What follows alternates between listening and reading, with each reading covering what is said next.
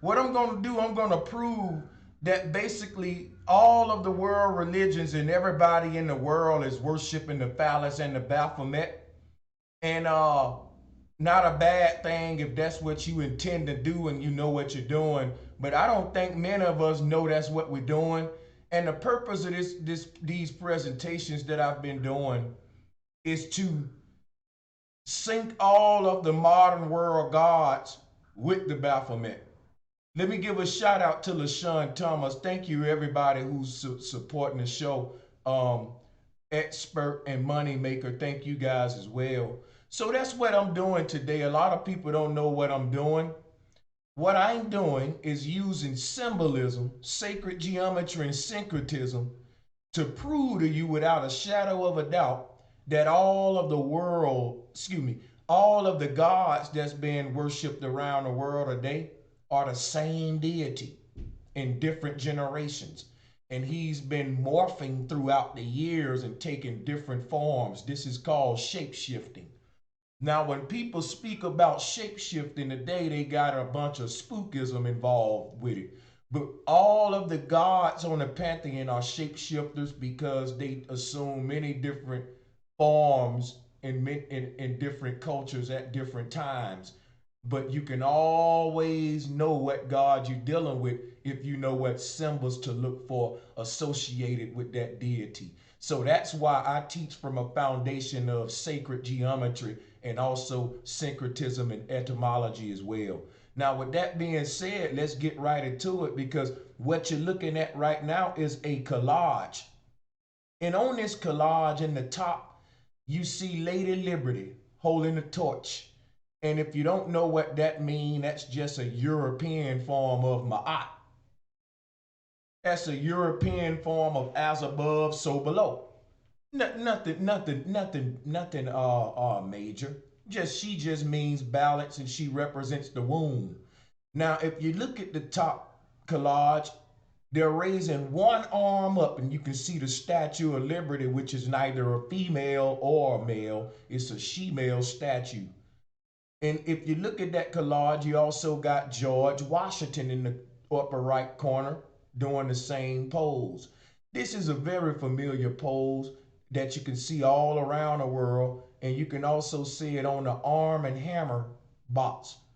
Keep that in mind, and the arm is bent in a 90-degree angle most of the time, but really what you're going to have is one arm up, one arm down. That represents the yin yang. All right, it all means as above, so below. So, what I want you to do, since we're dealing with it from a symbolic and sacred geometrical perspective, is lock that 90-degree bend in your head because the whole thing about Kaepernick bending the knee is this same symbolism. The whole thing about you taking the oath of swearing in and bending that arm in a 90-degree angle is the same thing. Now, below that, we have the sacred bird. This is Horus. I told you that the people who run this country, they revere Kemet. They revere the pharaohs in Egypt. And that mainly is what I'm going to be talking about today because the first pharaoh to rule in Kemet, his name was Narmer, Menes. And basically, I'm going to be proving to you that he became the Baphomet.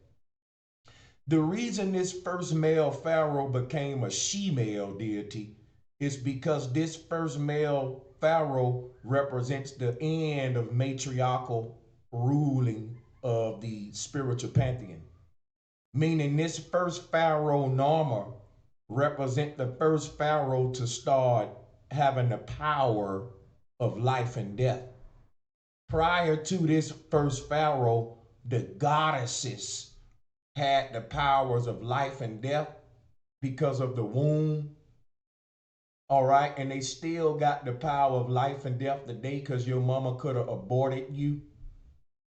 So for that reason, the goddesses rule superior at the top of the pantheon ever since the beginning that we can trace back human civilization. Listen, as far as back as you can trace back time, humans worship the womb up until about 7,000 years ago. And when the Bible say in the beginning, they're not talking about the beginning of the earth. They're talking about the beginning of the first royal family ruling over the masses. So listen up, because we're going to be getting a lot of knowledge today.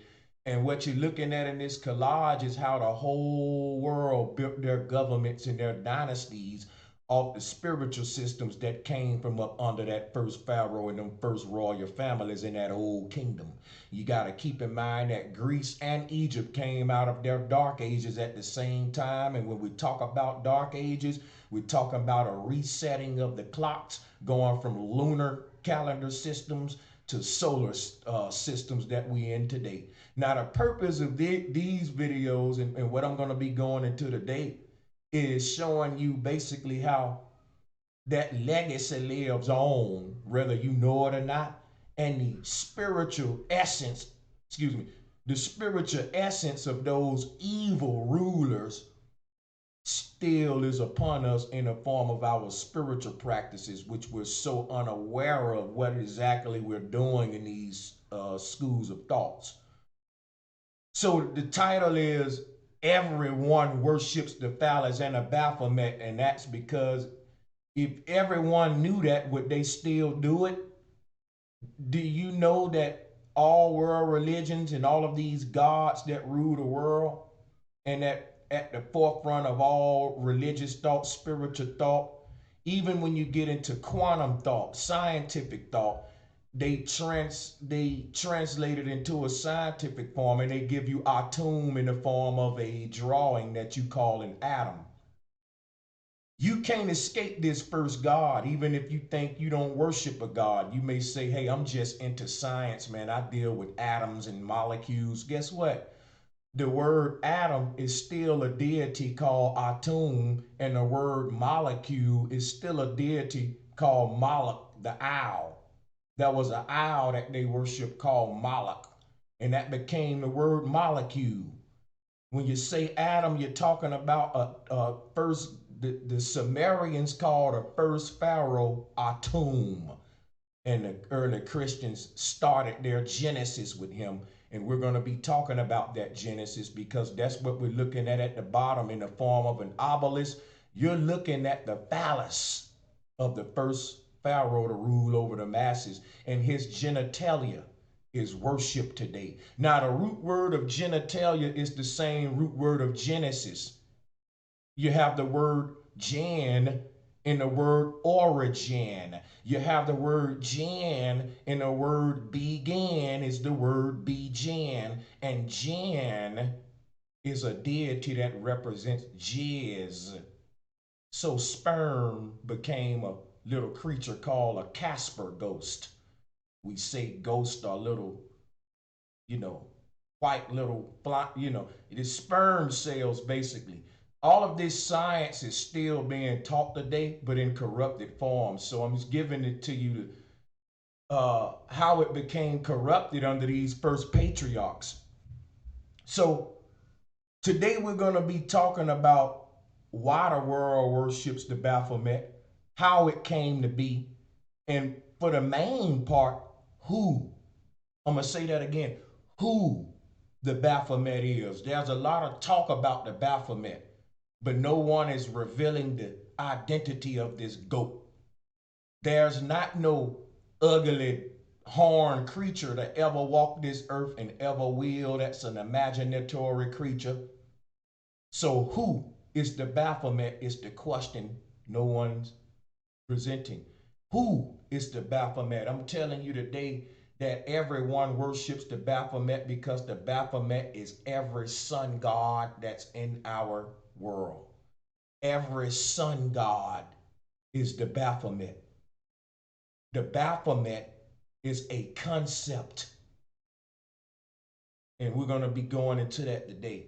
Now, why do they want you to believe that it all started with Adam 7,000 years ago? Because they want everything to start with the beginning of written history, because man only got control of the text. He don't got control of the stars. Write it down, take a picture. You heard it from me. I'm telling you right now how deep the deception is. Why do they want time to start 7,000 years ago with Adam? I'm going to say it again. Because man has control over the text and not the stars. Okay? This is deep now. If he can convince you that it all started 7,000 years ago under this first Pharaoh, he's subconsciously telling you that we all was born from this first Pharaoh, because they tell you that Adam was created by the Most High, but every other human is a result of Adam and Eve having sex. So you are a lesser creature. Think about what they're telling you. They're saying Adam, which is this first Pharaoh, and this obelisk represents his genitalia, his seed, what they're calling the Merovingian bloodline. They're telling you that God made this first man with the hands of the Most High, but nobody else was made by the Most High. You was made by Adam and Eve having sex, and her getting pregnant, and there being a bunch of generations after that, and it being recreated with Noah and all that other fairy tale crap. The point is, every human after Adam is a lesser being, because Adam is the original prototype. That's why in science, they say it all started with the atom. They're giving you the same religious programming in the scientific field. So you need to learn today, when I ask you the question, who is the Baphomet, why the question is important. Because I told you that the Baphomet is a concept. And once a man personify that concept, he transcends himself into the seat of the Most High. That's why the whole world worships this first Pharaoh and not the Most High. That's why the churches are more cleaner than the water you drink. Now that we see in the top, we got our 90-degree armband. Beneath that, we got the sacred bird, which is Horus. Many people calling it Isis. That's Horus. They worship this bird all over the world because this bird is another form of Narmer. This bird represents the sperm taking flight as it's being shot from the obelisk. So you will always see this bird sitting on top of the capstone, showing you one eye. If you look at this bird, it's showing you one eye. They could have easily made the bird look you dead in your eyes and show you both eyes. But in all of these pictures, the bird got a head turned to the side, showing you one eye. And that right there, my friend, is the all-seeing eye. And that eye is a concept. It represents this royal bloodline that have ruled over the masses for all of these years on a physical level, but on a universal level, spiritual level, it represents the hyperboloid at the North Pole, or Polaris, that all-seeing eye that gives birth to the essence of every being before they even come into the flesh. This is your spiritual creator, okay? Before you is broke, it's a fractal reality. So before you manifest into the flesh, you manifest in other forms. Before you had a body, you had you existed as two different things. You existed as an egg and a sperm. So you were two different things that united to make one body. Okay? So not to get too deep here in the beginning, we want to stay on subject and sink this symbolism and show you who the Baphomet is. So now that we see this sacred bird is the Baphomet, the eye of Saturn, right? Saturn, Helios, or Apollo, Apollyon, Abaddon. Okay, so many names he got. Jesus, Eusis, Iupita, so many. John the Baptist, all of these men that came using the waters to cleanse men are representing the waters of pregnancy that brings humans in and out of existence. And basically, these are patriarchal deities that hijacked the throne and took the place of the great mother, and we here to expose they motherfucking asses today.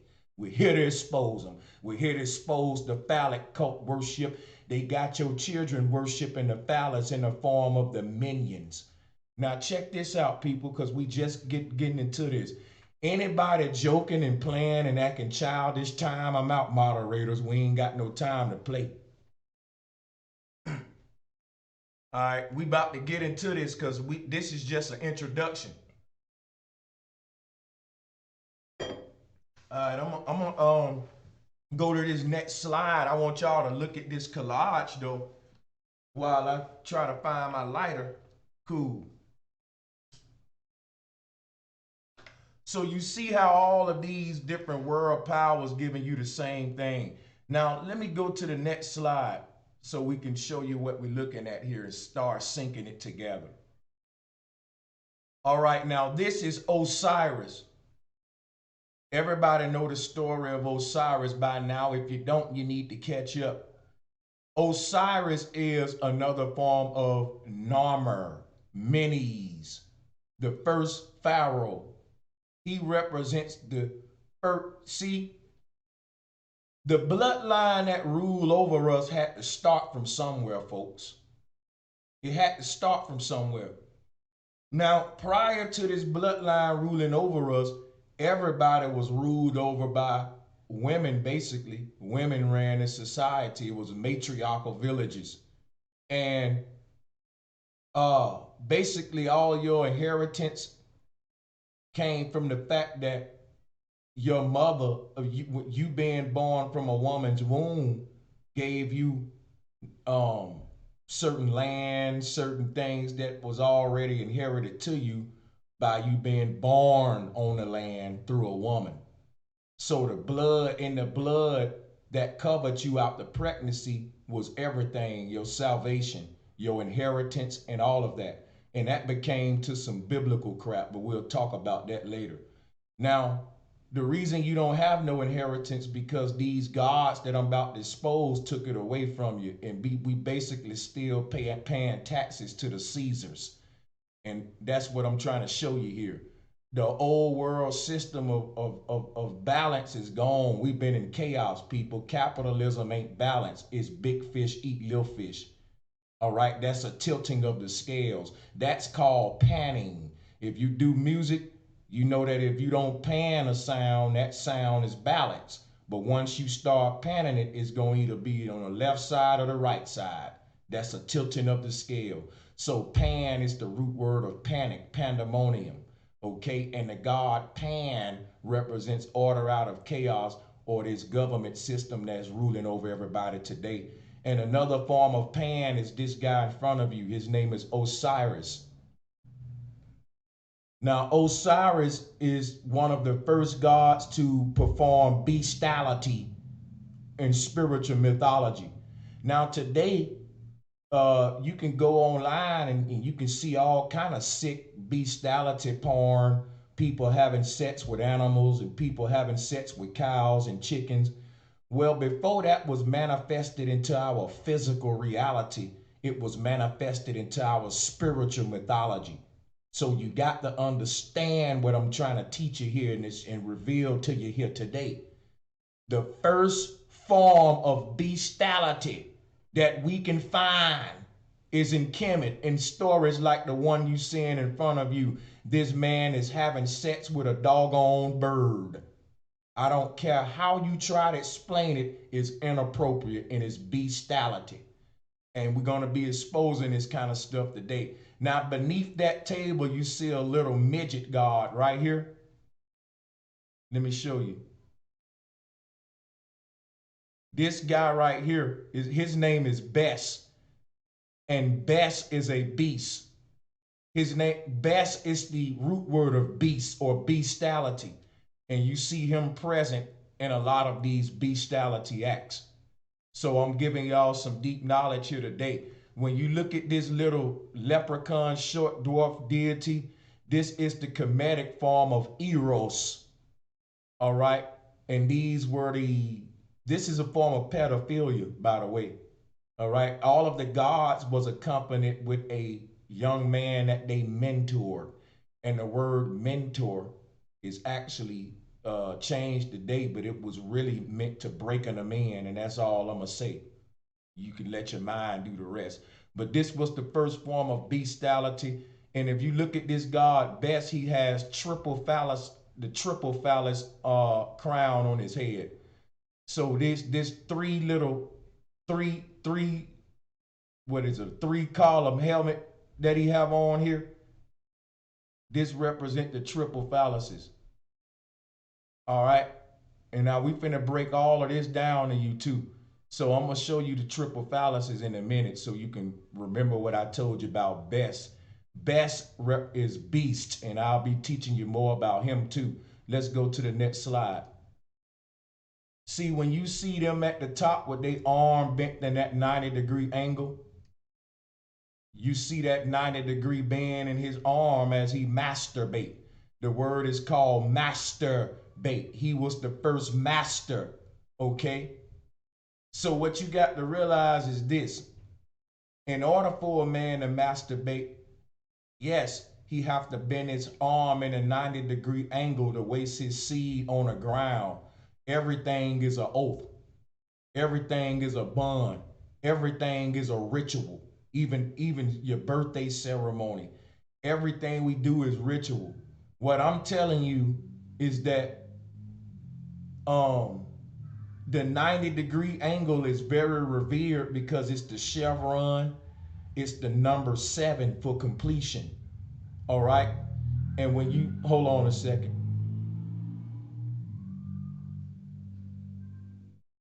When you see Santa Claus with the candy cane, that's the same God with the 90-degree angle. What I'm doing is pointing you out the parallels.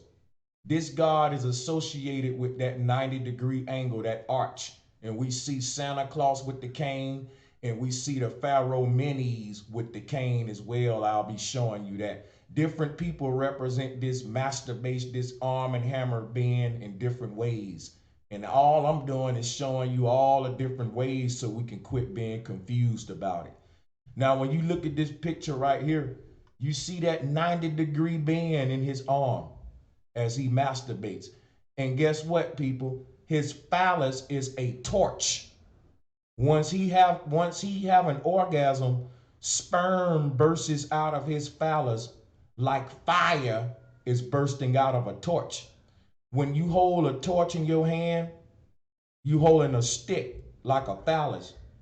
But the fire is different from the stick. The fire is attached to the stick. Excuse me, I'm sorry. The fire is being discharged out of the torch. I'm going to be breaking down Olympic symbolism in this series as well, and I'm going to be blowing y'all away with this Olympic series in the world torch that they throw into the pit. I'm going to be blowing you away. So follow this series and share it. Hit the like button right now. That's free. A shout out to the people sending in the super chat donations. I'm going to read them all toward the middle of the stream. Bear with me. So when you look at the top and you see the torch, that represents the phallus, folks. That represents the phallus with the sperm bursting out of it, would be the torch with the fire bursting out of it. And the 90-degree bend in the arm is the same thing we see here with Osiris. I'm showing you how it's all the same. It's only one code of the cosmos, and they just keep giving it to you in different ways. This the same thing. He's holding the torch of life, which is the phallus. And the flame would be the spark or the sperm, okay, bursting out of there. Same symbolism. Now, you see him with a bird associated with him. When you look at this image, you see Osiris with a bird, a sacred bird associated with him. Same thing we see what our world powers and world governments give us. The same torch 90-degree bend of the arm with the sacred bird. All right. So all I'm doing is showing y'all the parallels. And we're going to keep on moving. And now that we got that,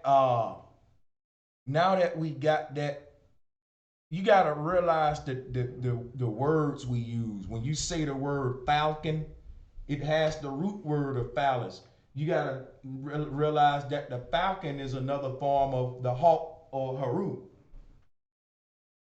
Now, let's talk about resurrection, because the word resurrection is also the words rise, erection. And that's exactly what happens when we resurrect life. There would be no life if a man didn't have an erection. So when you say resurrection, it's rise, erection. And the reason we have all of these resurrection stories is because the act of sex started to be personified and started to be mythologicized, for lack of better words. Let's talk about resurrection as it relates to Jesus, so you can see he's the same thing as Osiris, which is the same thing of anybody associated with resurrection. Think about it. Lazarus, John the Baptist resurrected men at the river, just like the god Happy. And Happy is another form of the god Apis. When you take off the H, we already went over that in the previous one. We talked about how the Philistines are a people that worship the Phallus stones. So the Phallus stone people who worship the Phallus stone became the Philistines. Philistine is Phallus stone. We've been going over a lot of etymology. The Canaanites, the Ka-Noon-nites. Ka being the soul, Noon is a deity we're going to be talking about. All of these deities represent resurrection. When you talk resurrection, you are talking as above, so below. So resurrection started to be personified as the Baphomet by occultists. Now, what you got to realize is the first form of the Baphomet is what we're looking at now. The first patriarchs to set up rulership over the masses and replace the goddesses. The first government systems that changed us from womb-centered cosmological systems to hell-centered or heliocentered cosmological systems were about it all. Baphomet is a concept. It's a concept of creating order out of chaos. But in order for you to do that, you got to understand order in order for you to create order out of chaos. So they had to know and understand the true principles of how nature governs itself in balance to corrupt it. And so one thing I want to talk about is resurrection. I want to talk about resurrection because resurrection is the foundation of all spiritual systems. Resurrection is another way of saying reassurance. And we was always reassured that there was more after this life. Resurrection was never a belief, it was a fact in ancient spiritual systems. Today, when we talk about resurrection, most of us think of being born through gods. But prior to that, everyone spoke of being born through the womb of a mother. They don't want you to know that life is a continuum and you're just going to keep being born into physical reality somewhere. And what they did was they took the belief of the afterlife and turned it into heaven and hell and said, well, you're just going to be born into either some burning fire or some streets of gold. But when they say you're going to be born again, it's through a male god. So they got rid of the womb in their spiritual systems. And I'm showing you how right now, because instead of Osiris creating life with a woman, they turned that woman into a bird. And Isis as a bird is Horus. That's what people don't know. The crazy thing about it, when you replace the womb and a man have sex with anything other than a woman, it's borderline homosexuality, and it's borderline, like I said, this here is sick. This is bestiality that you're looking at. And the reason it's gonna be sick is because nature intended for the phallus to go inside of the vagina, and it didn't intend for the phallus to go inside of a bird. It didn't intend for the phallus to go inside of a cow. It didn't intend for the phallus to go inside of a fish. It didn't intend for the phallus to go inside of an anus. It didn't intend for it to go inside of no doggone bird. So don't let no Kemetic priest come try to smooth talk you and make all of this bestiality all right. It's sick. Shouldn't be nothing other than a womb. Ain't no reason for it. It's out of line. So now that we got that out the way, let's talk about resurrection, because they got everybody today thinking that they resurrection through a phallus and that the man is carrying the seed. Actually, they put the womb on the man. We know Adam gave birth to his wife, all right, just like Zeus did. But what I'm doing, I'm showing you the history, the early beginnings of all that corruption. We going back to Kemet, where everybody like to go back to. And I'm showing you got a lot of people that worship Kemet today, and they think that it's just the shit. But ask yourself this: why do the Freemasons and George Washington and all the people run this country, why they worship Kemet too? They love the pharaohs too. If you go on Netflix and Nat Geo, all they talking about is Egypt, just like all these folks in the Black conscious community, because everybody is infiltrated by these folks to promote the worship of this phallus. You're part of a phallus cult and you're worshiping the Baphomet. That's all I'm here to show you today.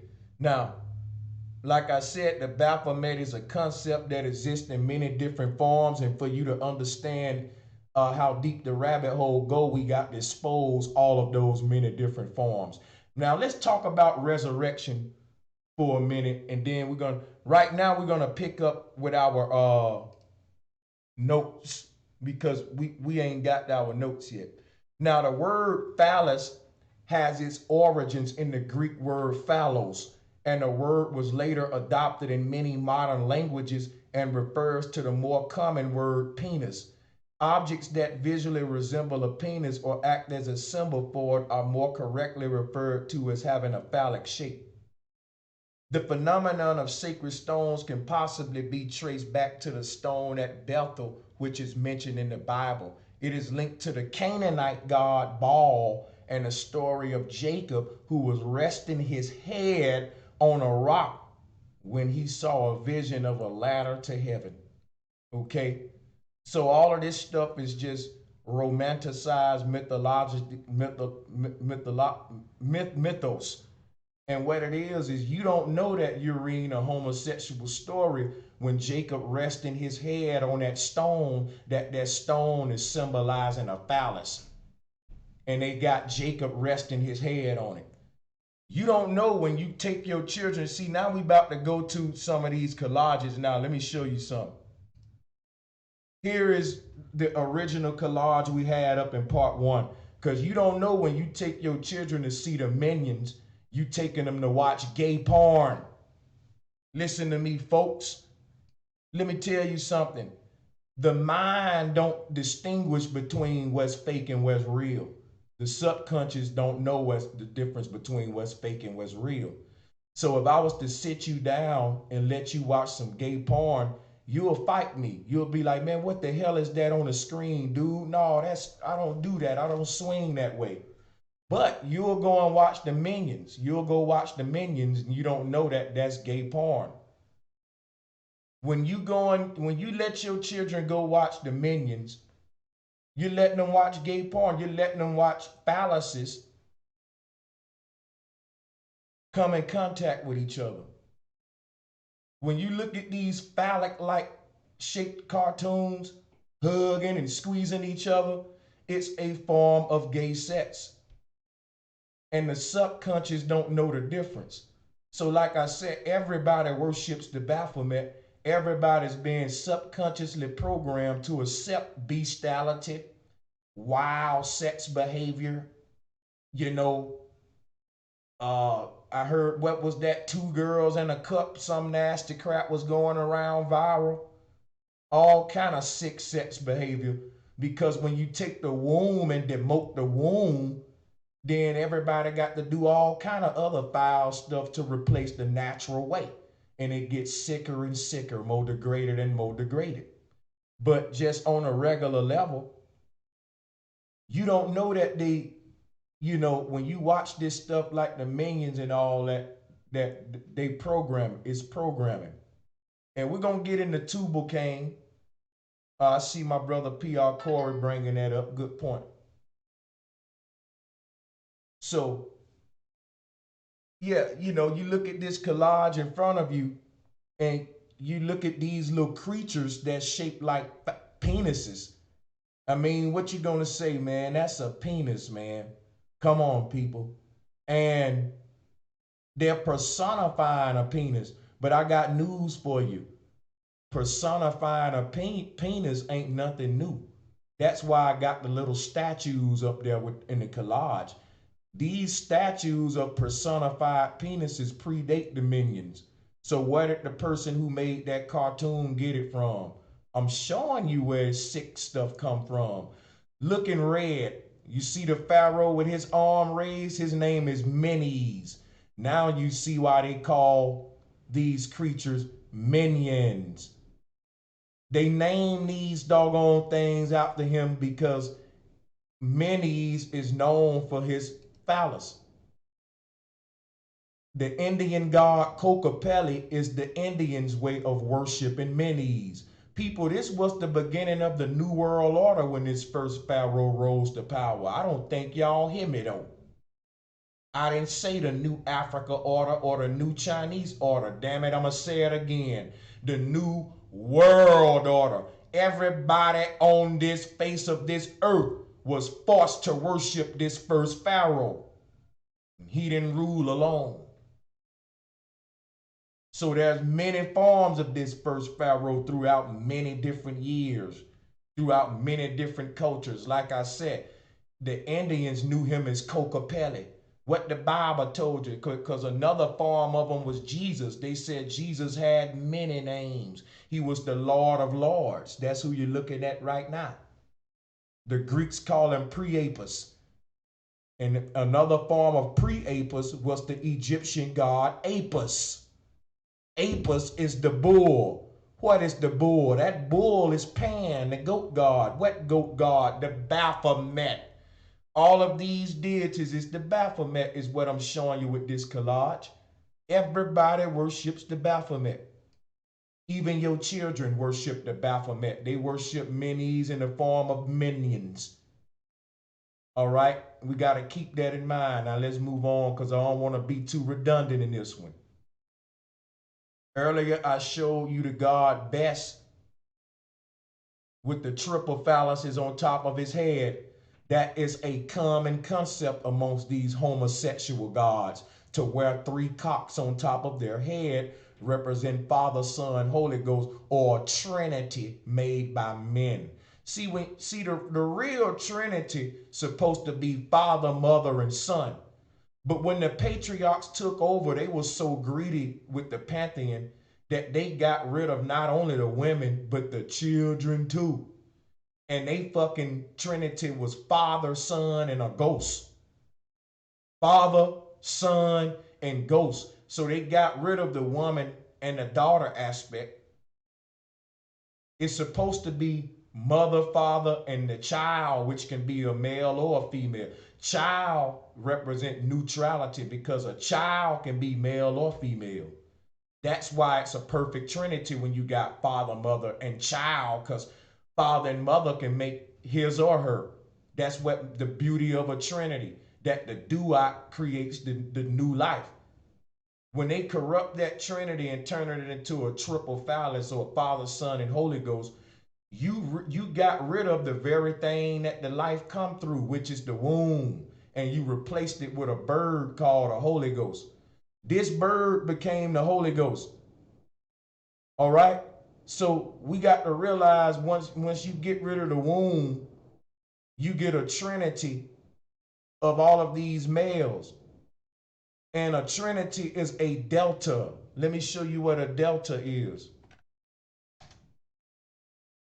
A delta is a vagina. So if you think of the airplane company called Delta, they giving you the symbol of the woman. Her womb is a pi stone or a p stone, a piston. All right, we'll talk about the piston and how it creates life at the North Pole in the future.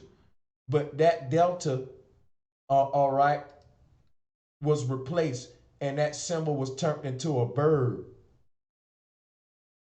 So you can see how this bird is like a triangle representing the womb. That triangle represents the vagina. They got the bird making the shape of a womb and acting as a womb instead of just having a woman on top of that man riding him. I don't know about y'all, but I'd rather see a woman on top of that man riding him than be sitting here looking at some bestiality. But this is how they program this sick stuff into y'all mind. They don't want you to be used to as natural. They want to get you used to as unnatural. All right. So let's go back here. And like I said, on top of the god Beth's head was the triple phalluses. And you can see the triple phalluses here. And you can see the Bennu birds in the bottom right corner with the Pope hat on their head. The Pope hat is just another form of the triple phalluses, more elegant form. It basically represents a womb or the three faces of Brahma. And we know Brahma is another one of those male gods that grows birth and grows. He's a form of Vishnu and all of them that they grew flowers out of their belly. All right, that's males having pregnancy. Women grow flowers out of their belly. They're called children. So later in this series, we're going to be showing you how Buddha is not really a fat man. Buddha is a pregnant man. And the word Buddha comes from the word bud. And the budding of the belly is fertility, the woman blossoming. When a flower blossoms or blooms, it's budding. And Buddha is Buddha, the one. Buddha brings life too. See, in Buddha, like I said, everyone replaced the woman for a man. And instead of having all of those statues of a pregnant woman, they gave you a fat man. And they put the womb on Adam. And instead of Osiris having sex with a woman, they gave him a bird. So they started replacing you women by something called triple phallus cults. And that's what we're exposing today. Because everything you see in front of you is triple phallus symbolism in different forms. So I want you to just look over it a minute because we dealing with this from a symbolic standpoint, from a sacred geometrical standpoint. Hey, and if you to the people in the chat room, if you have to time a person out more than one time, go ahead and block them. We don't give 3 strikes, we give 2. It's crunch time nowadays. We taking 1 strike away. We ain't got time to play. Time them out one time and then the next time block them. We ain't got time. We trying to filter this thing and get nothing but the people that's interested in getting the truth here. So what we got is a trinity of phalluses. And the images speak for themselves. The guy bending on his knees next to Pan is the god Happy. And Happy is another form of Apis. And again, another form of Bess and all of, he's another form of the Baphomet. Happy represents the delta. Now, I just showed you what the delta is. The delta is a womb, a vagina, a triangle. So a man should not be personifying this picture right here. A man should not be, see, this is the capstone. When you see that capstone hovering above the pyramid, this is the men trying to personify themselves as the womb or the delta. So when you look at this collage, you see the delta in the bottom right corner.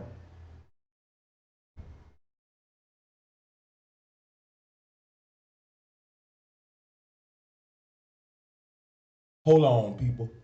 Wait a minute. 1 second.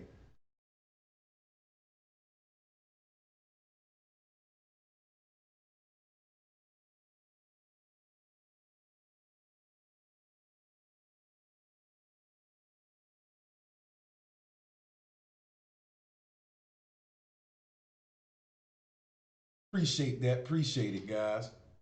So we understand in the bottom right corner, you have the eye of Ra, and really, it's a male personified themselves as the womb of a woman. That's all we looking at.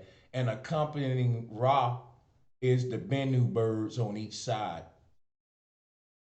Now, the Bennu bird is a is a bird that I talked about in the previous Herstory, the Hisstory series. You should watch that to learn more about the Bennu bird. There's a section of that Herstory, the Hisstory series, where I get into Phallus worship, and you'll learn about the Bennu bird and how that can be synced to the Jesus fish. I'm not going to do that here. So we see that the god Happy is the god Apis.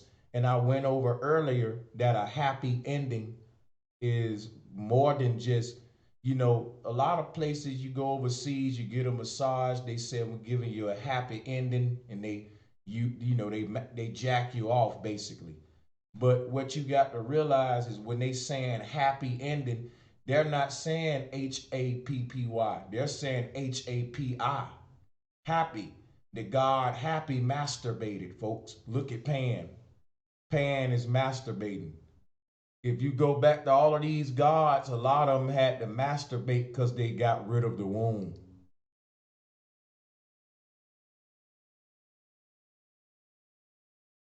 So a happy ending dealing with masturbation is directly related to Arm and Hammer.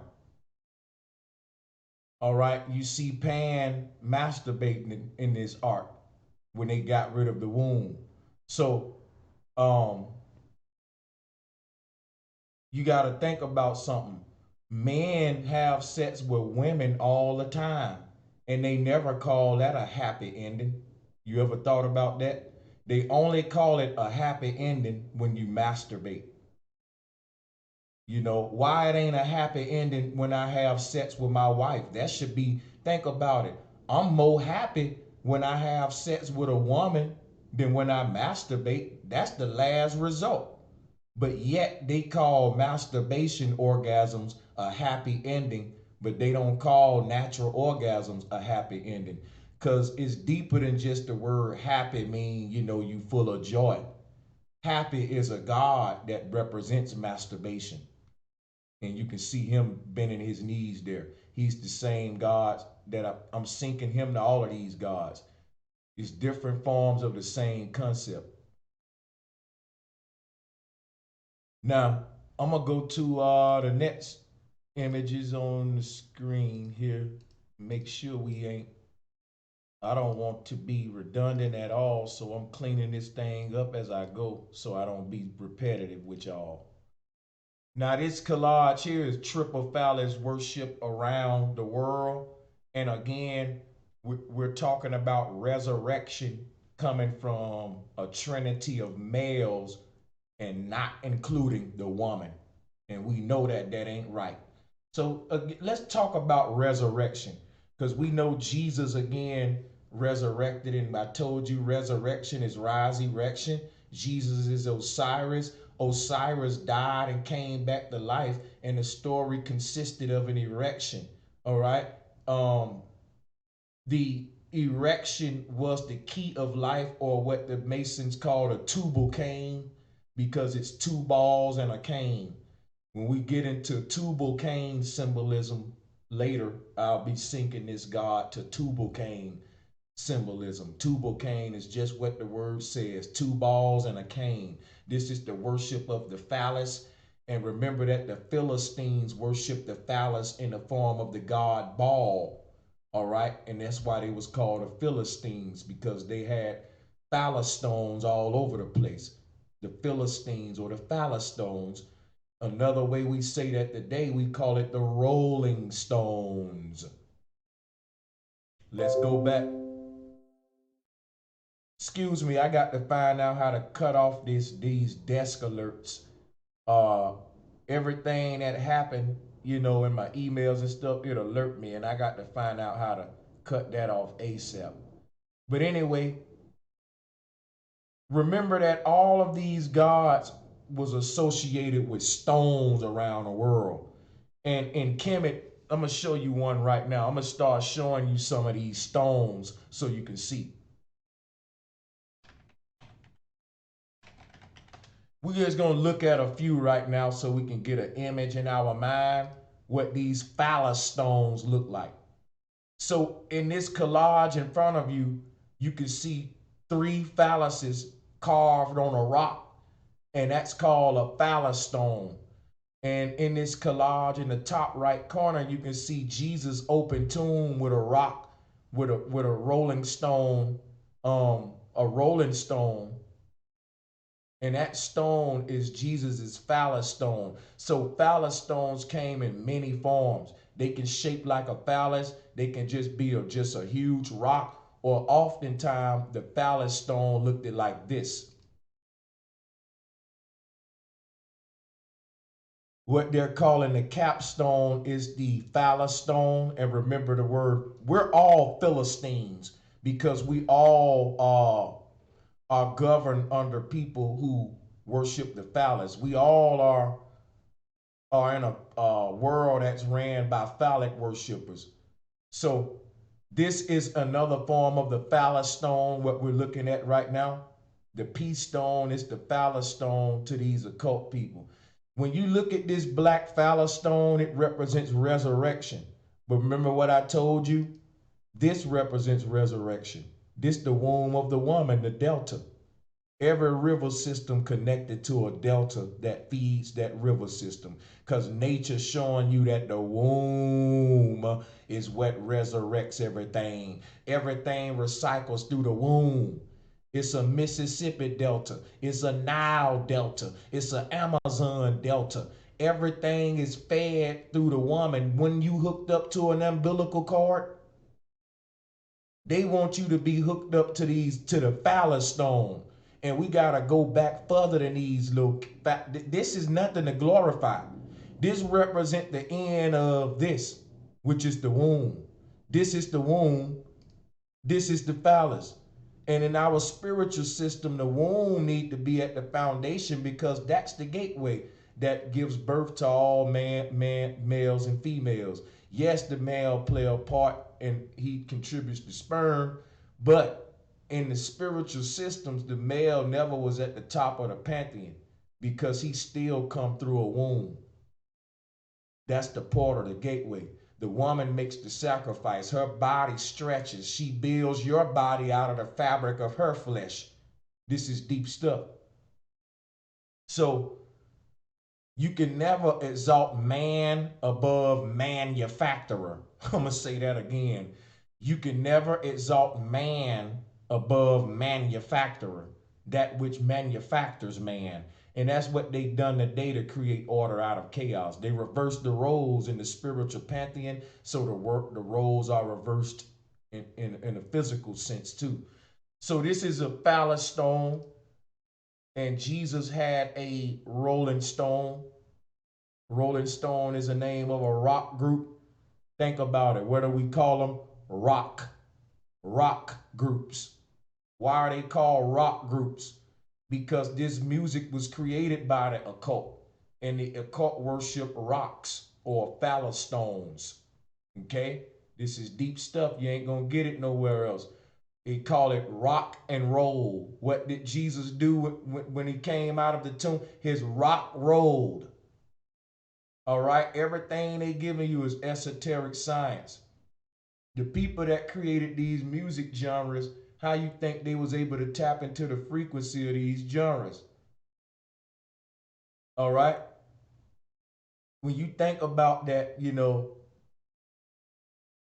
how they giving you this same code all over the place. If you look at some of the album covers of these rock groups, they rubbing it right in your damn face. You just think it's beautiful artwork. When you start looking at what they showing you, you realize these guys are fucking magicians. They know some shit.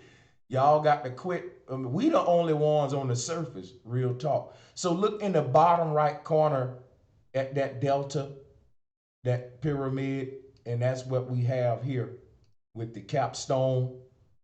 But what you got to realize is this is the face of the one of the pharaohs, and his face is his head is a form of a bird. Remember when I showed you this image? All of the pharaohs basically have sex with each other in the spiritual mythology since they got rid of the womb.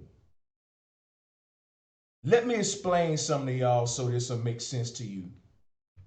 In a natural spiritual story, power would be passed on by a man and a woman having sex and they children inheriting their inheritance. And then it'll be passed on by them children going mating in a heterosexual relationship, having children and passing it on.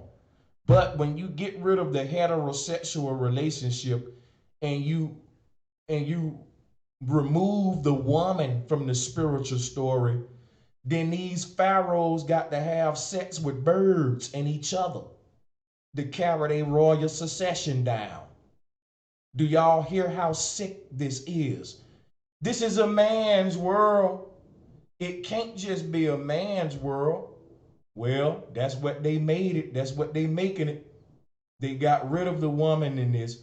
So when you look at this capstone and you see this particular pharaoh with the bird symbolism, and people want to argue with me and say that this bird is Isis. No. When you shapeshift the goddess into a creature, she basically a corrupted form of Isis is Horus. I don't care what the spiritual myths say.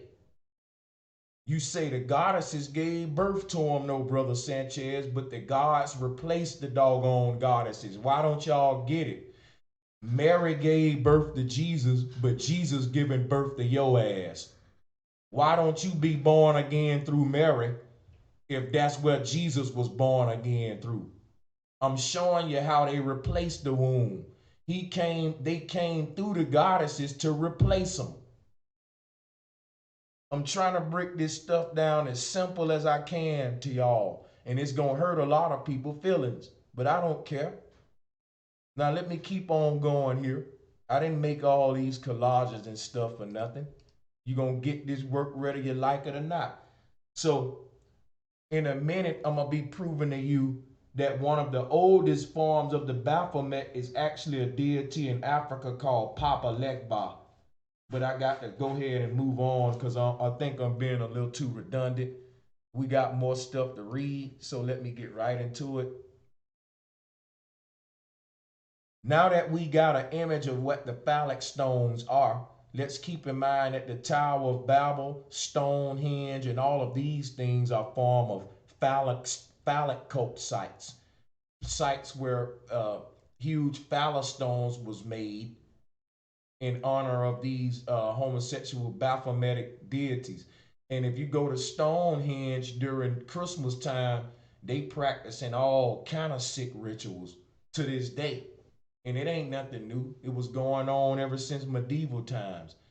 But everybody was engaged in this sick behavior because we first started to become sick in our spiritual systems. That's what I'm showing you here now. So several of the phallic stones are found at churches and ancient church sites. This suggests that the rocks represent a continuous location for worship where a pagan cult existed before the place continued as a church. The arch-shaped tombstones in some cultures are seen as phalluses.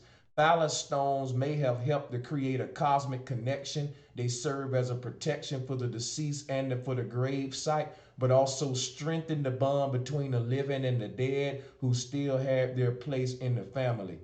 Many researchers have linked the sacred white stones to mythological analogies and tried to see them in the context of a fertility deity. Freya and Jord are the foremost of those in Norse mythology. I feel like I read that already. Hold up a second. So this god Jord in Norse mythology, another form of him is Odin. And if you ever look at Odin, let me show you Odin for a minute. See, because one thing you got to realize is this. You see this bird? You see this bird? How many eyes is that bird showing you? Let me show y'all something. I want to show you. See, when you look at this story of resurrection, think about what Jesus said. Jesus said, I came so that you may have life. Stop right there. Pause. Think about it. Pun intended. Think about what they're telling you. This is sex, folks. This man is talking sex to you. Ain't that's what your daddy did? Then your daddy come so you can have life. Talk to me, folks. We ain't talking about C-O-M-E. We talking about C-U-M. Jesus said, I came so you can have life. He telling you I'm your daddy, nigga. That's what Osiris did. Osiris came so that there may be life. This is a resurrection story of a man having an orgasm. So when Jesus said, I came that you may have life, that's sex talk. Okay? He said, I am the resurrection. Jesus said, I am the resurrection. And this is what Osiris represent, the resurrection. So let me show you something real quick.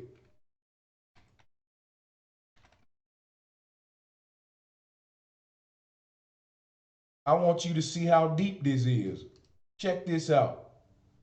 You see this pyramid base with the all-seeing eye hovering above it? Lock that in your mind. You got a pyramid base with an all-seeing eye hovering above it. Guess what this is right here? It's the same story right here. How many of y'all can see it? How many of you can see that the lion represent the pyramid base and the bird represent the hovering capstone? People, they giving us the same goddamn culture all over again. Don't listen to these comedic folks. They giving you the same new world order religion that all the pagans practice. Get off of these folks' pages that's trying to glorify Egypt all the time, naming themselves out the pharaohs. A pharaoh ain't nothing to be proud of. All of these dudes with comedic names and Saras and all of this crap. Get away from these folks glorifying Egypt. They selling you the same new world order religion that got us into this homosexual hellhole we in today. Look at the sacred geometry, folks. I'm telling you, all you got to do is learn sacred geometry. Look at this. Look at the shape of the bottom part of this. Now look at the shape of the bottom part of this. It's called a mesa. And he's masturbating. He's a messiah sitting on the mess table. When you go and eat in the when you join the army and you go to the chow hall, they call it mess. And they call it a mess table. Mess is really mass, and you have a Christ mass, Christmas, all this stuff. He's a master who masturbated to start his bloodline. That's what Adam represent. You got to think about that. So we looking at the same symbolism that they giving you on your dollar. You got to think, the first America was Kemet. This American society is an old concept, old form of government that started way back here in Kemet. Okay? So look at this image again. Look at this one and see that they're all the same, people. I don't know why people can't see that it's the same. I don't know why, but it is. I'm going to do it one more time. Here is the mesa, the base of the pyramid, and the all-seeing eye, one eye. Remember, one eye hovering. I'm going to do this one more time. You got a table shaped like a mesa, And you got an all-seeing eye, one eye hovering above it. Look, folks, the table's shaped like a mesa, and you got one eye hovering above it. How many eyes is that bird showing you? How many eyes is that bird showing you? How many eyes is that bird showing you? This is homosexuality, people. Your money represent the same story that the Bible represent. That's why on the front of all your coins and your money is some dude showing you one eye. Let's look up what a quarter. Let's look up a quarter. All of these dudes carrying a succession and a bloodline on, and they doing it right in your face. They got the ruling families printed on the money in succession. So when you start with a dollar bill and work your way up, you getting royal succession in the form of your money, and you can sync the dollar bills to the Bible. When America was born, you can sync that to Adam in Genesis with the first president. They keep recreating this same mythos every time they set up shop and colonize. And they start time with their fucking beginning of their rule instead of the true beginning of humanity. It's a matrix, people, that they create when they rule over you. And when they defeated the ancestors, they created a time matrix with all the future generations. And they got you thinking it's year 2018 when really it's been 2,000 years since they started count time up. Prior to this, they was counted down. And when you go back 7,000 years from now, you end up at the first pharaoh. These people been tracing their bloodline for years. So all of these bastards showing you one eye. All right, you got to remember that back in the day, all of these deities was printed on the money, and they still printed on the money. If you flip this coin around, it'll be a bird on the back of a lot of them, or a tree, different symbolism dealing with the gods, fishes and bulls, all religious symbolism, tree of life, the fishes symbolism for Dagon, the bulls symbolism for Apis and Hathor, the one eye symbolism on all the money. It's the same story. They call it the never ending story, and they tell it over and over again. So you got the all seeing eye hovering over the pyramid base.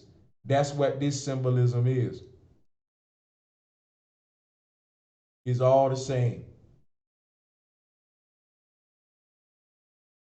So we never left Kemet. You know, you want to know why we still slaves today and we can't find our greatness? We look back and glorify when our slavery began instead of going beyond that. When these Masons getting you to glorify Kemet, they getting you to glorify where your slavery began.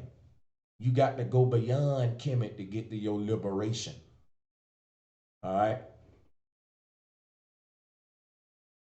So you're part of a triple phallus cult today, whether you know it or not. No matter what religion you in, no matter what ideology you got, even if you say you're an atheist and you don't deal with no beliefs, you still talk about atoms, and that's a belief. He come from the Bible, and they just turned them into a scientific concept and say, well, it started from this atom molecule, Moloch the bull. See, there's only one cosmic code, and that's man and woman, sperm and egg, toroidal flow, the torus field. And when they hide the womb, they get rid of that truth, and they have to give it back to you in a corrupted form, in a lesser form. And that's what the phallus worship represent, a demotion of the womb. Wouldn't it be fair for everybody to worship the womb because we all came out of one and your mother had pain and she carried you in her stomach for 9 months?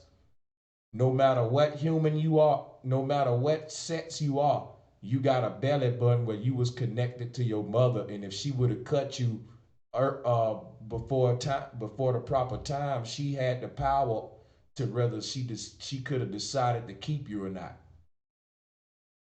You here because your mother decided to go all the way through with it. You owe that to her in the form of revering the portal that you came out of, man. I mean, you came out of her. Why wouldn't you look back at that woman and say, wow, that was my first home? Before I lived on this earth, I actually lived inside of that woman for 9 months. Her stomach was my first house. Why wouldn't you revere that over the phallus? Because no matter if you got a phallus or a womb, that womb was your first home and you were formed in it. And that right there is why she's the manufacturer. Man comes second. Man represent female and male. Man wouldn't be here without manufacturer, which is the womb. So the phallus worship is exalting the creation above the creator.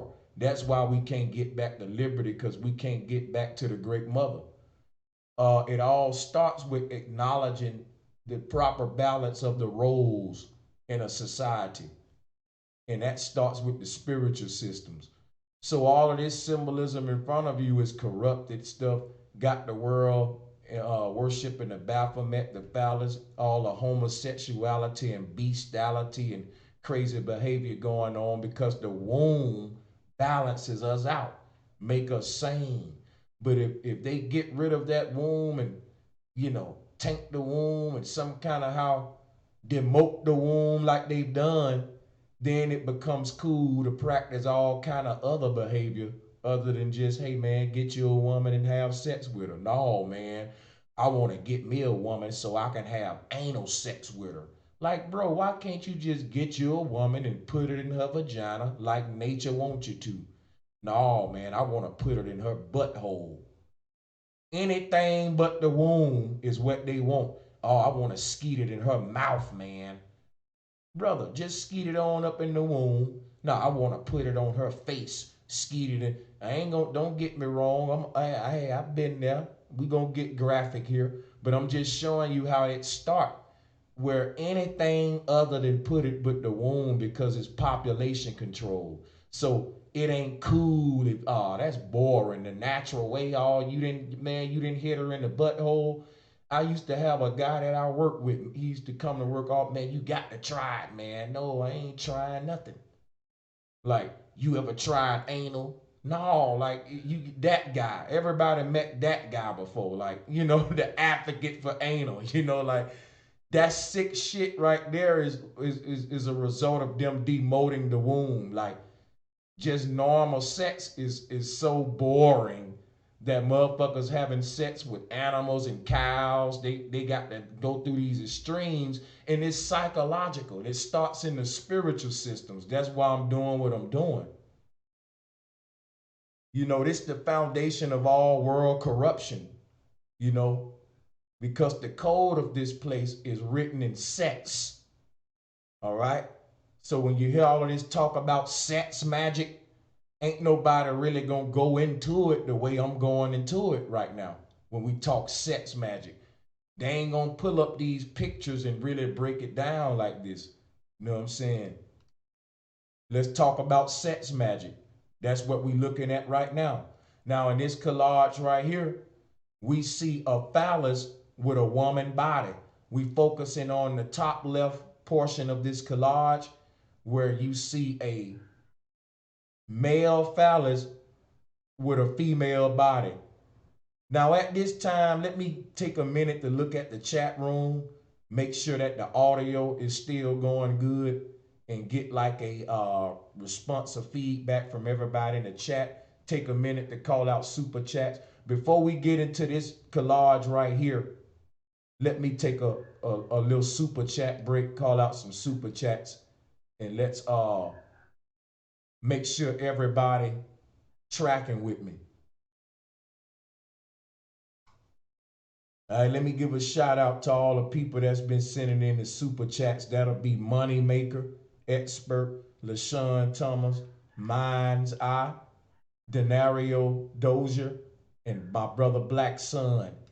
And LaShawn said, peace, family. The catching up while trucking. And mine's, I said, molecule, deep, whoa. Yeah, I've been doing some research there. Black Sun said Baphomet all in Cali, which is Cali, LA Rams, LeBron the GOAT 23, Golden State, Billy Goat's Gruff Bridge. Yep, brother, that is all Baphomet Masonic symbolism right there. You're right. And at this time, let me go ahead and I don't normally do a mic check in the middle of the show, but I ain't been checking out the chat. So I know it may be annoying, but can I get one more mic check, please?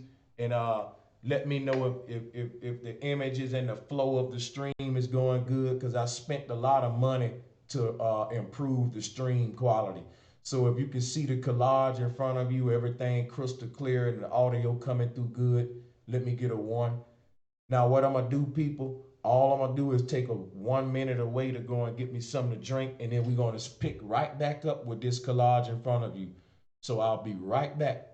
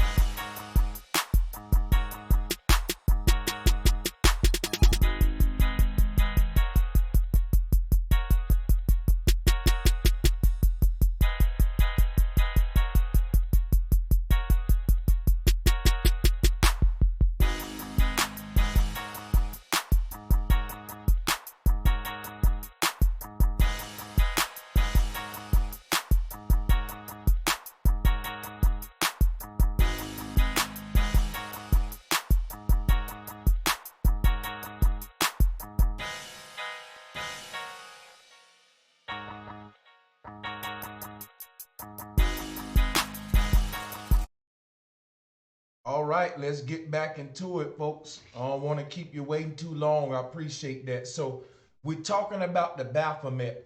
And often when we talk about the Baphomet, we talk about this she-male deity that you don't know if it's a man or a woman. Let's pull it up. See, when you look at the Baphomet, you looking at this male creature, but it has boobs like a woman. So it's kind of confusing, you know. You got this huge phallus sitting out of his laps. Clearly, that's very masculine. I mean, the first thing you notice is the boobs and the phallus.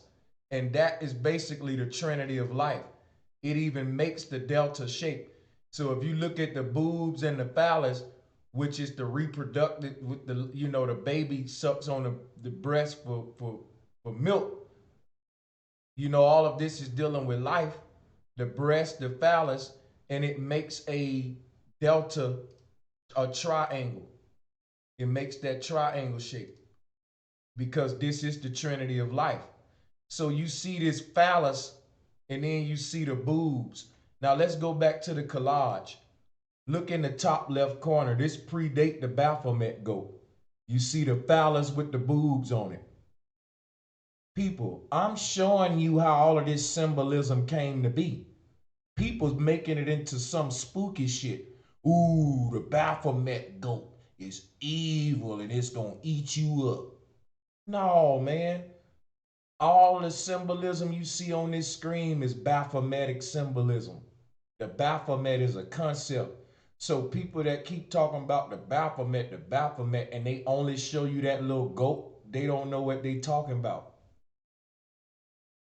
See, I know Brother Panic did a video on this, but I want to Panic know that his name, Panic, is associated with the god of pandemonium. Pan.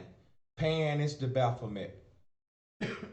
So I would, you know, it's crazy to hear Panic talk about Pan, which is the Baphomet, but I'm good because I already know about it. And the only thing I'm telling you is this right here. If the only thing these folks doing is pulling up this little goat, giving you a bunch of spooky shit, they doing mystification. That's called mystification. They still hiding the great mother from you. They ain't giving you no knowledge. Check this out. Only thing you hear about when people talk about the Baphomet is this little goat right here. But why they ain't telling you that he got the triple phallus on his head? They ain't telling you that his horns on his head is the same goddamn horns. Let me show you. Look at the god Happy down there. Look at Brahma. Mount Calvary was a triple phallus. Jesus in between the two thieves is the cock in between the two balls.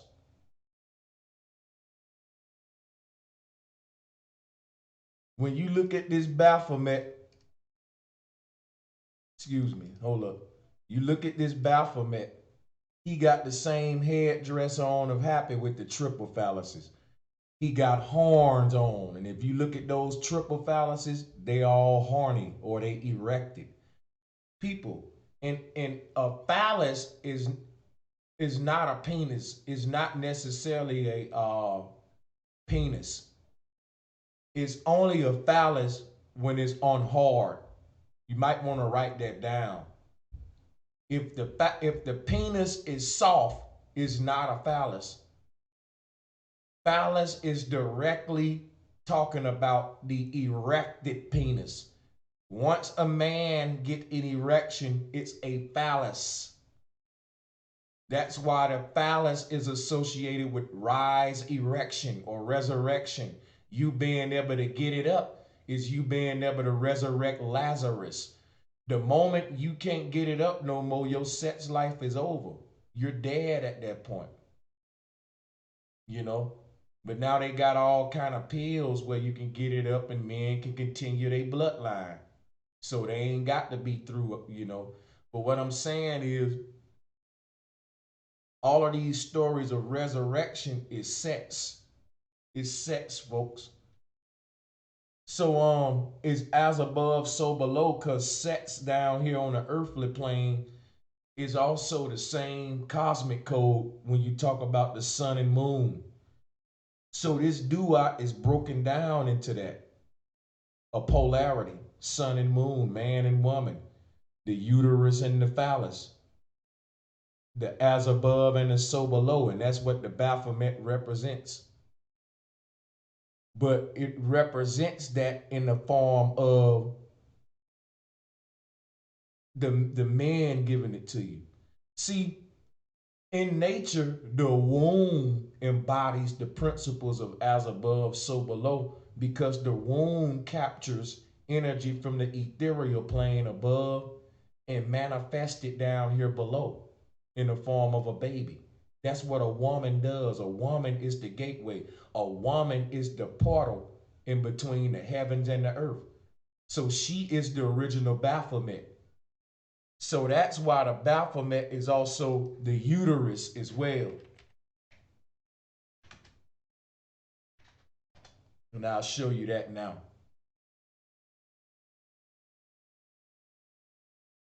So the Baphomet is really the female's reproductive system, which is the gateway, the goat, or the ram. But the reason I'm not breaking it down from the perspective of the great mother yet, because people ain't ready for it. When I started to teach this stuff, people started calling me a Satanist. So I decided to crawl before I walk and let's teach them the spooky side, since that's what they want. Since everybody corrupted this stuff, I decided, okay, they not even ready to meet the great mother yet, because they still caught up with the Baphomet being some spooky goat. So I said, okay, let me do this series to go ahead and get into the Baphomet from a phallic perspective to show them why they feel that way, who corrupted this stuff, who got them into this spooky, mystified way of trying to learn and do research. The people who created chaos, they taught you how to do research and you'll never find the truth. That's why when I talk about the great mother, people call me a Satanist when I'm just showing them how the Baphomet corrupted the uterus. They personified the uterus in the form of a goat. So this goat represents the portal or the gateway in the occult. And that goat is another form of the first pharaoh. That's on your money. You're practicing a religion being part of this society. That's what I'm showing you. Everybody worships the Baphomet because every time I try to get them back to the great mother, they call me a Satanist. Jesus is the Baphomet, and people will fight you for Jesus, man, about their Bible. And the Old Testament and New Testament is what you're looking at right now. Each side of the coin, the yin and the yang. So they gave you these principles as the father and the son instead of the father and the mother. They made it all a man's thing. They got rid of the daughter, including with the mother, because she got a womb too. See, when they got rid of the womb, they had to get rid of the daughters too. So that's how you get father and son with a Holy Ghost, because these people got rid of the womb altogether. When they got rid of that womb, you can only have father and son and some kind of animal or some kind of ghost because the daughter got a womb. So I want y'all to see how we get to these sick spiritual systems that govern the world today with these triple phallus concepts. Father, Son, Holy Ghost, this Kemetic bull crap with Horus and Osiris and Ra, which is their phallic cult, Happy and all them. I'm telling y'all, man, this stuff is popular. They censoring the truth like what I'm trying to give you. This stuff I'm giving you, they censoring. All right, we got the chop here because I got some more stuff to show y'all. So we looking at this collage, and in the top left corner of this collage is forms of the Baphomet that predates the Baphomet. So I'm showing you that these Baphometic cults predate that little scary goat that y'all so scared of. So quit being mystified and quit letting these occult people and Freemasons scare y'all with the Baphomet, man. It's simple like how I'm breaking it down now. It's a corrupted form of the womb. That's all it is. Because the people who run the world can't connect us back with Mother Nature because that represents sovereignty and liberation for us all. It puts us all on equal playing field because Mother Nature don't create rich and poor. Man do. Mother Nature creates abundance. That's it. So if you poor and it's rich people ruling over us, they created this system. And I'm giving you the foundation of how it was created. Chaos theory from the spiritual foundation in the spiritual systems. Everything else is surface level. So when you talk about this Baphomet God, I'm going to show you this one more time so you can lock it in your mind. You see the boobs and you see the phallus. You see the boobs and the phallus. Same thing you see in the top left corner. You see the boobs on the phallus. That is the Baphomet in another culture. I'm just showing you all that it's the Baphomet, all right, in other cultures, and everyone is worshiping the Baphomet. Now, what I want to point out is the fact that, because now we've been to turn up with this collage on the screen, and there's one God in particular I want to highlight on here. Hold up a second.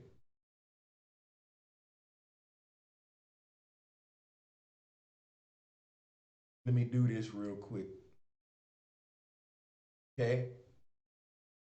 Now, this God on the screen now is Narmer or Menes, like I told you, from the Indian culture.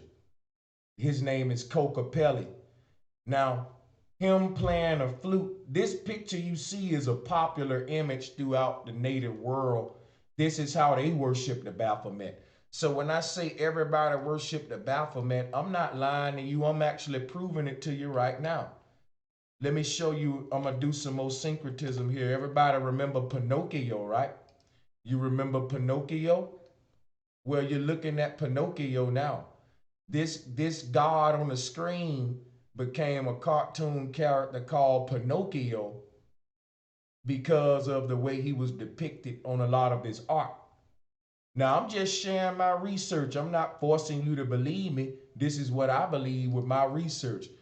When you say Pinocchio, here he is right here. Let's pull him up. Here's Pinocchio. Now, the root word of Pinocchio is pan. Pan. The name Pan is the name Pan. The name Pan is the root word of the pentagon. The Baphomet has the pentagon on his head. The Baphomet represents the pentagon. The pentagram represents the human body. The human body is made on the principles of as above, so below. The pinnacle is a fractal code of nature. The 5-pointed star is the all-seeing eye. It's Yahweh's terrarium. It's a table with a capstone on top of it. I'll be going over that in the future. The 5-pointed star is a table with a capstone on top of it. It's this same image right here. Let me show you something.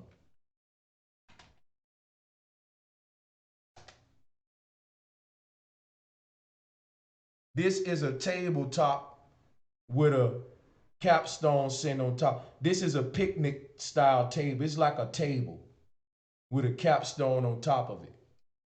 In other cultures, they call it Yahweh terrarium. Let me show you. Because Yahweh is another name of Osiris. This became the 5-pointed star, people, or the all-seeing eye. This right here. It has 4 points and a 5th point in the middle. So think of it this way. From a top view, this is what you would see. From a top view, you would see the 4 corners, and then you would see the little dome in the middle. This is the god Saturn. This is Saturn because this is what you would be looking at.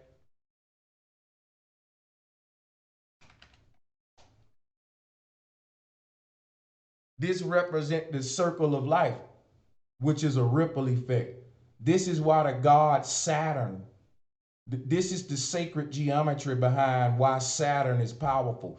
Saturn represents torus fields within torus fields, coming from a point of singularity being a planet. All the rings around it is a ripple effect. If you throw a rock into the water, that's how they made Saturn. The rock would be the planet, the rings would be the ripples. This is the concept of how energy is created from the North Pole. This is Saturn, the battery. It's a concept. It became the Baphomet. So this 5 is associated with Saturn for that reason, because 5 is in the middle of the numbers. It's the all-seeing eye. It splits the numbers evenly like the serpent splits the tree, just like the all-seeing eye of Saturn splits the 4 corners of the earth. This is the all-seeing eye, splitting in between earth, water, wind, and fire. Okay, X marks the spot. Let me give a shout out to B-Boy Arch. So when you look at this 5 dice from a top view, you are looking at Yahweh's terrarium. This is Saturn. Okay? Let me give a shout out to B-Boy Arch. Appreciate the support. Now, this is the 5-pointed star, people. I don't know if I got to draw this out for y'all or what, but it's the same thing. Here go the table. Here's the table. Here's the tabletop. Here go the legs of the table. And here go the all-seeing eye right here. This is the god El, who represents Saturn. Let me show him to you. I know I'm all over the place, but I gotta sync this stuff together. He is the 5-pointed star. See how he's showing you one eye?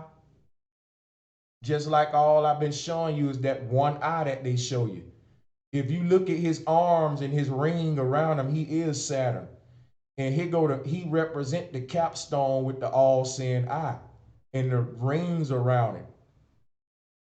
He is this symbol.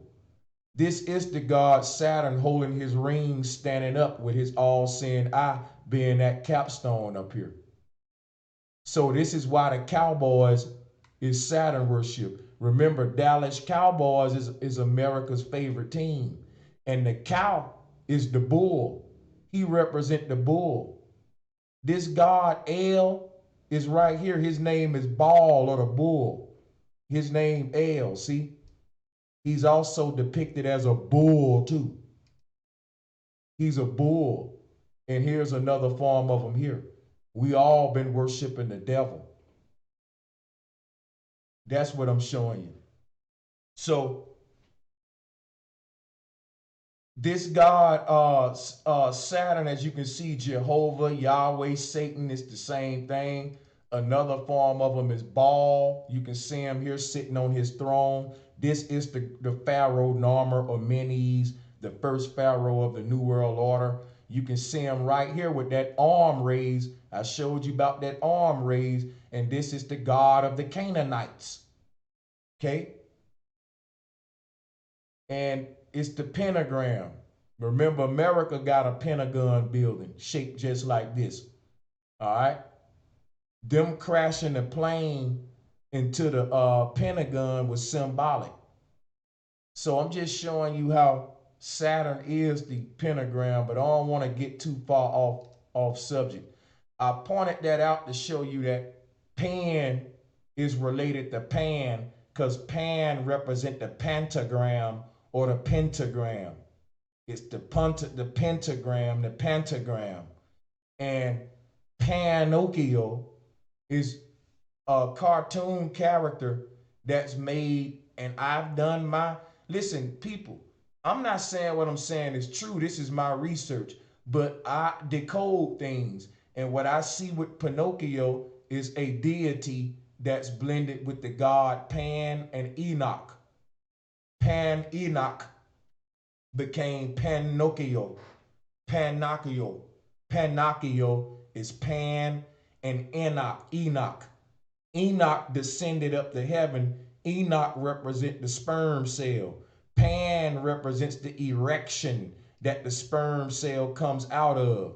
That's what this god Kokopelli represents. The music coming out of the trumpet is the sperm coming out of the phallus. Your phallus is called a flute or a trumpet. Some men ask a woman, hey, would you blow my flute? That means would you give me a blowjob? Why do we call it a blowjob? Because of this image in front of you. The symbol that was always associated with the phallus was a horn. And that horn grew and it got big. And music came out of it when the orgasm happened. That music of life is the sperm. It's all symbolic. It's literature, romanticized literature. And it's turned into cartoons today. So if you look at this symbol in front of you, that became Pinocchio. See, when he lie, his nose grows. Think about what they're telling you. We're talking about a royal bloodline, and they symbolize the succession with a hard cock, an obelisk. They call it the Washington Monument. Every man that has one of these monuments built in his name is part of that royal bloodline. So they lied to create this system, people. They are the biggest liars. They hide the truth. And the more lies they tell, the more they kingdom grow. The more they bloodline thrive. The more lies they tell and the more they can silence the truth, the more successful they are. They build their system of corruption on lies. And the more they lie, the taller the obelisks get. In other words, the longer these people rule, as they build more obelisks in the future, the plan is for the obelisk to get bigger and bigger. It's a growing erection. So the early obelisk is smaller. And as we move more and more to the future, the obelisks are getting taller and taller. To now today, you got the Eiffel Tower and skyscrapers all around the world that make those obelisks at the bottom of the screen look like they're kindergarten stuff. Yes, people, skyscrapers are a form of phallus worship. We're going to be talking about that too. these tall buildings and Sears towers and all that. These are obelisks. And they got to always build a taller one as the bloodline move into the future to show that their future kids are increasing the sciences and the math and the technology, and they can actually build higher. So they're gonna keep building towers and phalluses and monuments in honor of the rulers that rule over the world, and they're gonna be getting taller and taller. And this is the story of Pinocchio. See, Pan is another form of Jesus, another form of Enoch. It's a spiritual creature. You can't literally ascend to the heavens in the flesh. You got to become a sperm cell in the egg to take that journey. And that's what we're reading about, these stories of resurrection of men ascending to the heavens like Enoch. Pan being a rapist. Pan and Enoch put together, you get Panoch or Pinocchio. And we see the same symbolism associated in Pinocchio as we see in Cocopelli.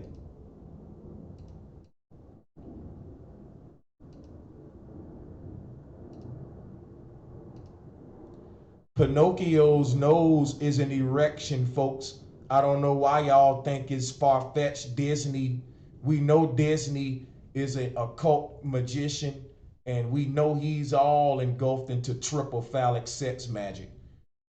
I don't know why y'all would doubt that. All of his inspiration come from the occult.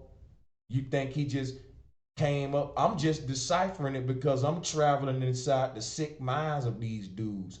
Y'all don't know how I be investigating this stuff, man. I be going deep when I'm alone, you know, and I come up with this stuff, you know, and I really believe that I'm onto something here with this Pinocchio thing. They always, you know, giving us this same story, this same God in different ways, just like the minion creatures. So at this point, we are almost at 2 hours. And I still got some more stuff that I need to teach, but I don't know where to start off. I'm gonna just pick up right in the middle of it. So we hey, hit the like button. We ain't going nowhere. We ain't going nowhere. We still got let's get it. Let's get it. Let's get it. It's time to put some new slides up at this time because we completed the first section.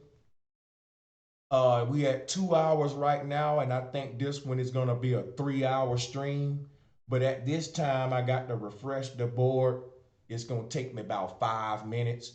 So everybody enjoy the music because I got to at this time put some new slides up. Stay with me. Hey, don't have short patience. I don't want to see the numbers drop. All right, stay with me. We're gonna change the screen up and go to the next slides and enter the new section.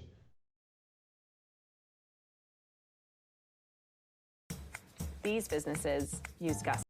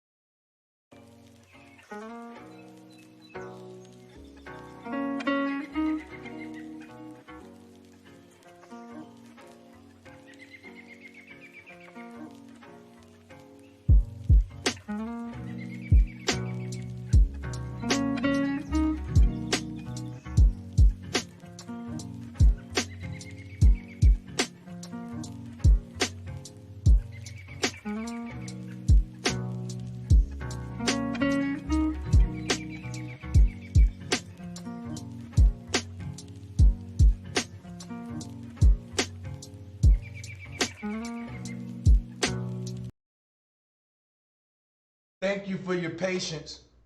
Thank you for your patience. I hope that went too long for y'all. Uh, I got enough slides up now to get back going with some teachings because I got a folder for this and I want to make sure I follow this thing the right way. Now you got obelisks all around the world of this giant phallus, but whose phallus is this? It goes back to the same question I was asking you. Who is the Baphomet? Once you learn who the Baphomet is, you'll learn who this phallus represent. This phallus don't represent one guy, but it started with one guy. Somebody had to build a very first obelisk, and that is the guy called Narmer or Menes, who started this new world order that we're in. That's why I'm showing you this collage so you can see different forms of him throughout different times and different parts of the world, because when we talk new world order, it's just that, folks. It was a worldwide crusade of brainwashing and indoctrinating the masses into these phallic cults. And we're all in phallic cults today, worshiping the phallic or phallus or the obelisk. So the next slide is just some artwork from India showing you even in their culture, they're over there worshiping the phallus too. A lot of folks be like, yeah, man, America corrupted. You know, I'm going to get into Buddhism. I'm going to get into Zen and Namaste. People, you can't find nothing today that ain't corrupted with this phallic cult. Even in that society, just like I'm showing you in this picture, that's their obelisk. They call it a, you know what? I'm gonna have to get Sujoy on a show because they call the vagina the Yoni Puja, but I forgot what they call the phallus in India. But that's their phallus worship though, right there in India. That's why I'm showing you this. They worshiping phalluses just like everybody else. So when you talk about them creatures called the minions, think about it. They said whoever rule, whoever dominates got what? Dominion. Who was the first dominator to start this dominion? It was Narmer, the first pharaoh. And I got the collage with the minions up there. I wanted to keep that minion collage up there. I must have took that one down. But but but this stone right here, that's a stone that they worshiping, and that's another example of a phallus stone. In other words, this phallus stones that I keep reading to you about is just the obelisk. If you look at all of these obelisks, they're stones that's shaped like a phallus. So we're all Philistines, people. We all worship phallus stones all around the world. We worship in phallus stones. That makes us Philistines. And we don't even know it. Got phallus stones all around us. Even in India, they got one that they worship. And everybody think they free. Everybody think they free. Now, this is what I want to pull up here now. This is the tubal-cain symbolism, which is also the Facebook logo. We're not going to talk about the rooting. Look it up in the Bible. When the God of the Bible uproots somebody, when you get uprooted, that means they killing your whole family, your grandma, all your children, and making sure your DNA is deleted from the earth. And that's what happened when you took that oath. You knew that's what could happen to you if you broke this oath. And that's what this guy, he's swearing in with an erected phallus. It had to be erected. That's another way of letting these niggas know, if you ask me, that you swing that way. Now they want to say this is all just for fertility.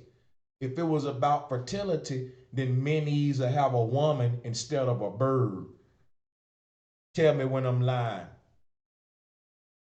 So you can see Menes in the form of a baboon or a monkey, but he's still gonna have that erected phallus. And that's what we see here. So throughout Africa, you got these little monkeys with the erected phallus. They represent Narmer. They also have him in the Lion King movie. His name is Rafiki. Ra is the name of the sun god Ra. Rafiki. Remember that dude, that monkey in the Lion King had a stick in his hand. And that stick that he was carrying was the tubal cane. All the pharaohs carried a staff. That's why Moses carried a stick. Dagon carried a stick. That right there is the erection. They had to make it more vague as we moved into the future. So they turned him, instead of holding his cock, and instead of him walking around holding his cock in his hand, they just gave Moses a staff. You see? But see, what did Moses do with the staff? He split the waters. That's what the man do with his penis. He split the waters of the womb, folks. It's all sex magic, sex symbolism, personification. Now, all these pharaohs carried a scepter. They carried a staff. And the word staff is the word stiff. This is dealing with erection. The staff is an erection. Narmer literally walked around carrying his erected phallus. This was in spiritual mythology, not in real life. But it bled over into reality, because what do men do all the time? We hold our nuts. Especially in the 90s, niggas thought that shit was so cool to hold their nuts. Tell me if I'm lying. Every man know I ain't lying. At some point, you thought that shit was cool to grab your nuts. Michael Jackson made millions doing it. But where did they get it from? Where did males grabbing their nuts come from? Who did it before you? I'm showing you right now the whole thing about grabbing your nuts, and feeling proud is right here. This where the whole shit come from right here, man. So instead of this God, over time they had to make this stuff vague and hide it a little bit the more we wake up. So instead of having all of these figurines today of a man holding an erected phallus, what you will see is stuff like, let me show you. Hold on.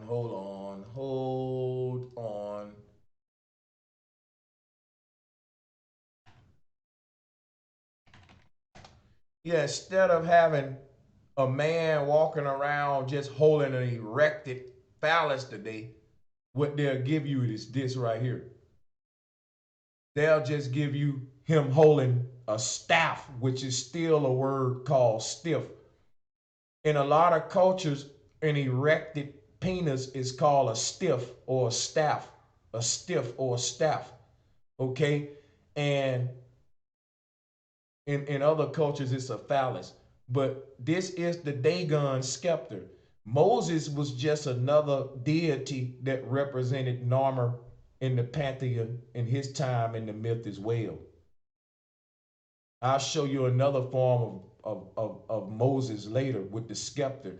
This is why the Lion of Judah carries the scepter. That scepter is the obelisk, folks. It's the obelisk.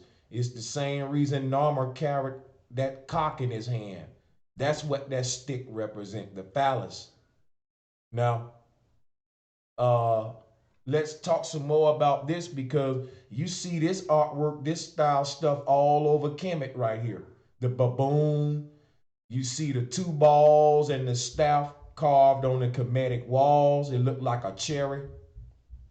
But that is, somebody earlier was talking about the tubal cane. Tubal cane symbolism is something we're going to be getting into. If you look at that symbol, that blue little circle, that's the tubal cane symbol. It's a little bent arm with two balls. And we know that we're looking at the phallus hanging from the male's genital area. We know that right there It's the same symbolism that became the Facebook icon. And the Facebook having the thumbs up or the thumbs down is the Baphomet. See, people, let me show you something. When you talk about tubal cane, again, it's two balls and a cane. Look at the symbol. You could compare the Facebook symbol to the tubal cane symbol, and you see they the same. You can see why they got the thumbs up from. Look at these thumbs. Now look, the Mason symbol older than the Facebook symbol, so where you think Zuckerberg get it from? He's a damn Mason. These people know all our business. They know everything you search. They know everything about you. This is why they are the all-seeing eye. They know everything. Your social security number, your credit. They know everything about you. And this is why they have the all-seeing eye. Because they know everything about us. You tell everything to the computer. Here go they symbol right here. Masons created Facebook, folks. And the thumbs up, thumbs down is what divides the hell out of us. I don't mean to tell my business, but it's some drastic breakups in my family now just because such and such ain't liking my posts. Such and such ain't sharing my shit. How many people you know would still be friends if Facebook didn't exist? If internet didn't exist? People you grew up with still be cool. But man, you know that motherfucker be tripping on Facebook, man. And folks don't even be tripping sometimes. You be in your own mind, but it's just the way this shit's set up to create division amongst us and just to for everybody to really just try to show out on everybody. And you know, the whole thing about do you like it or don't like it, you know, the thumbs up, thumbs down, everybody want the likes, you know what I'm saying? So that whole system, you know what I'm saying, is you know, like I said, thumbs up, thumbs down. You can see where they get all of this polarize and divide and conquer shit from. You know what I'm saying? But we're gonna get more into this tubal cane symbolism.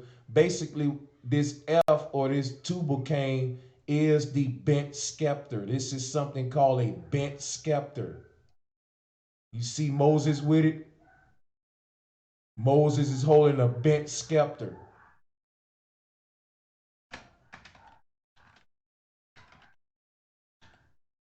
Let me show you something else.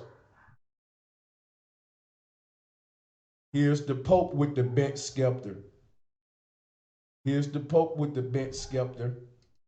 So I'm just showing you it's all around you. When you see Santa Claus with the candy cane, it's the same thing.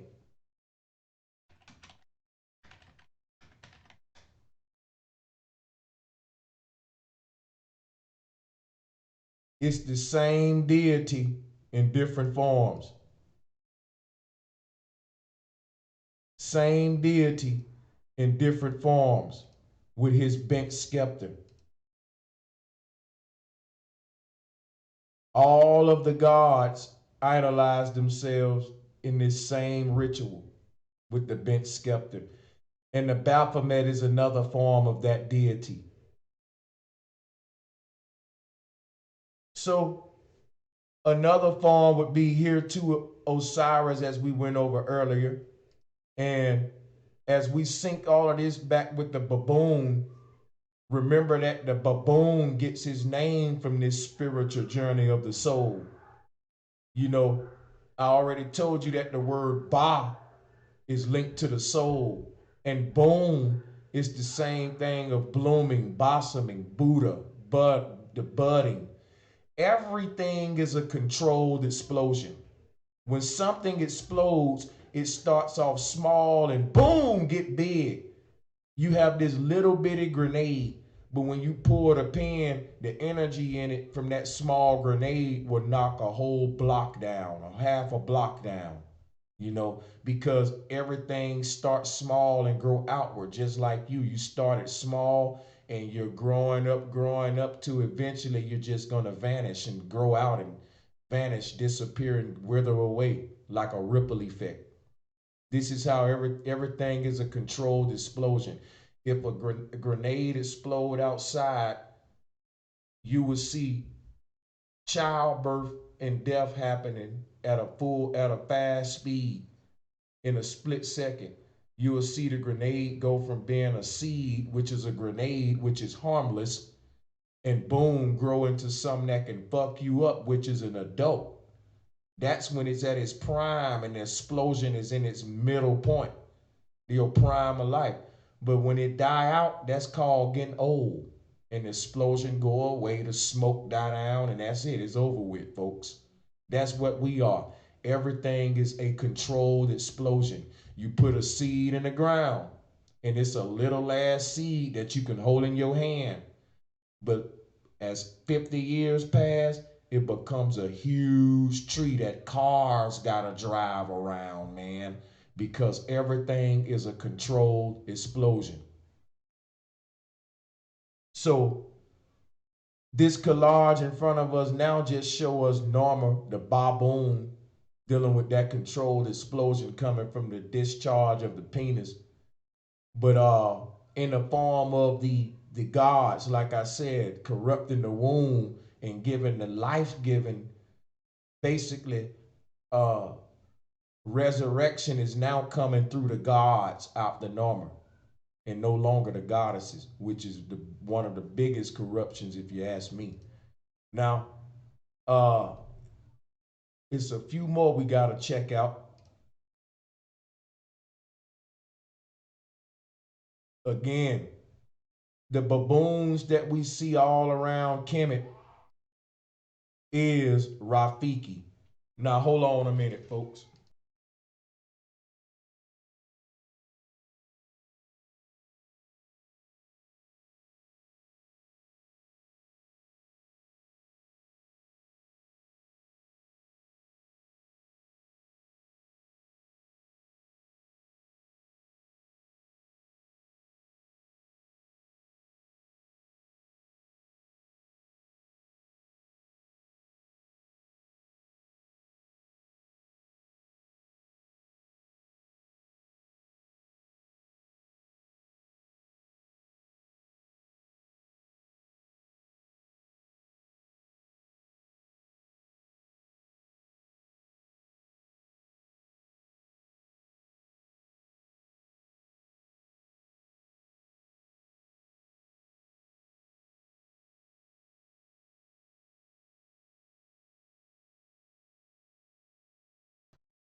Yeah, I'm sorry. I had to go out there and check out that blood moon. It's a blood moon right now. I don't know where y'all at, but if you Pacific time, if you go outside right now, it's a blood moon. So I'm gonna go ahead and wrap this stream up here in a minute, and I'm gonna take my camera and I'm gonna try to go ahead and film that. Uh, Cause man, it looks very cool, man. I'm talking about it's something to check out. I don't really want to hold y'all, but we almost done, so stay with me. I'm gonna wrap it up here in the next 30 minutes and we can check out the blood moon. But this collage in front of you, that baboon that we see all around Kemet, again represents Narmer, and another forms of that baboon is the leprechaun. Another form of that baboon is it's a dwarf creature. It's a dwarf creature. Is also became something in the European culture. It became the hunchback of Notre Dame. Now, if you look in the bottom right corner, you can see that Rafiki got a hunch in his back. All right, that this monkey called Rafiki, this baboon is the Baphomet. You know that they got the same root word. The Baphomet is the baboon. Okay, now let me do this real quick.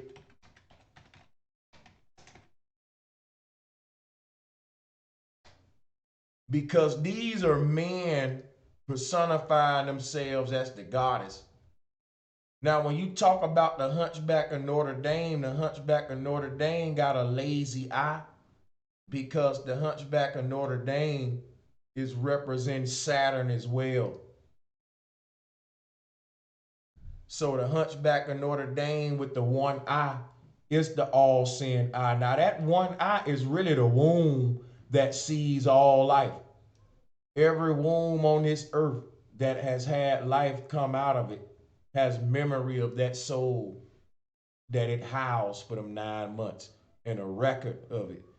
The women are all connected, and the womb is the portal. Every life that ever came to this earth, every woman on earth is connected with it. We all connected. So through the women.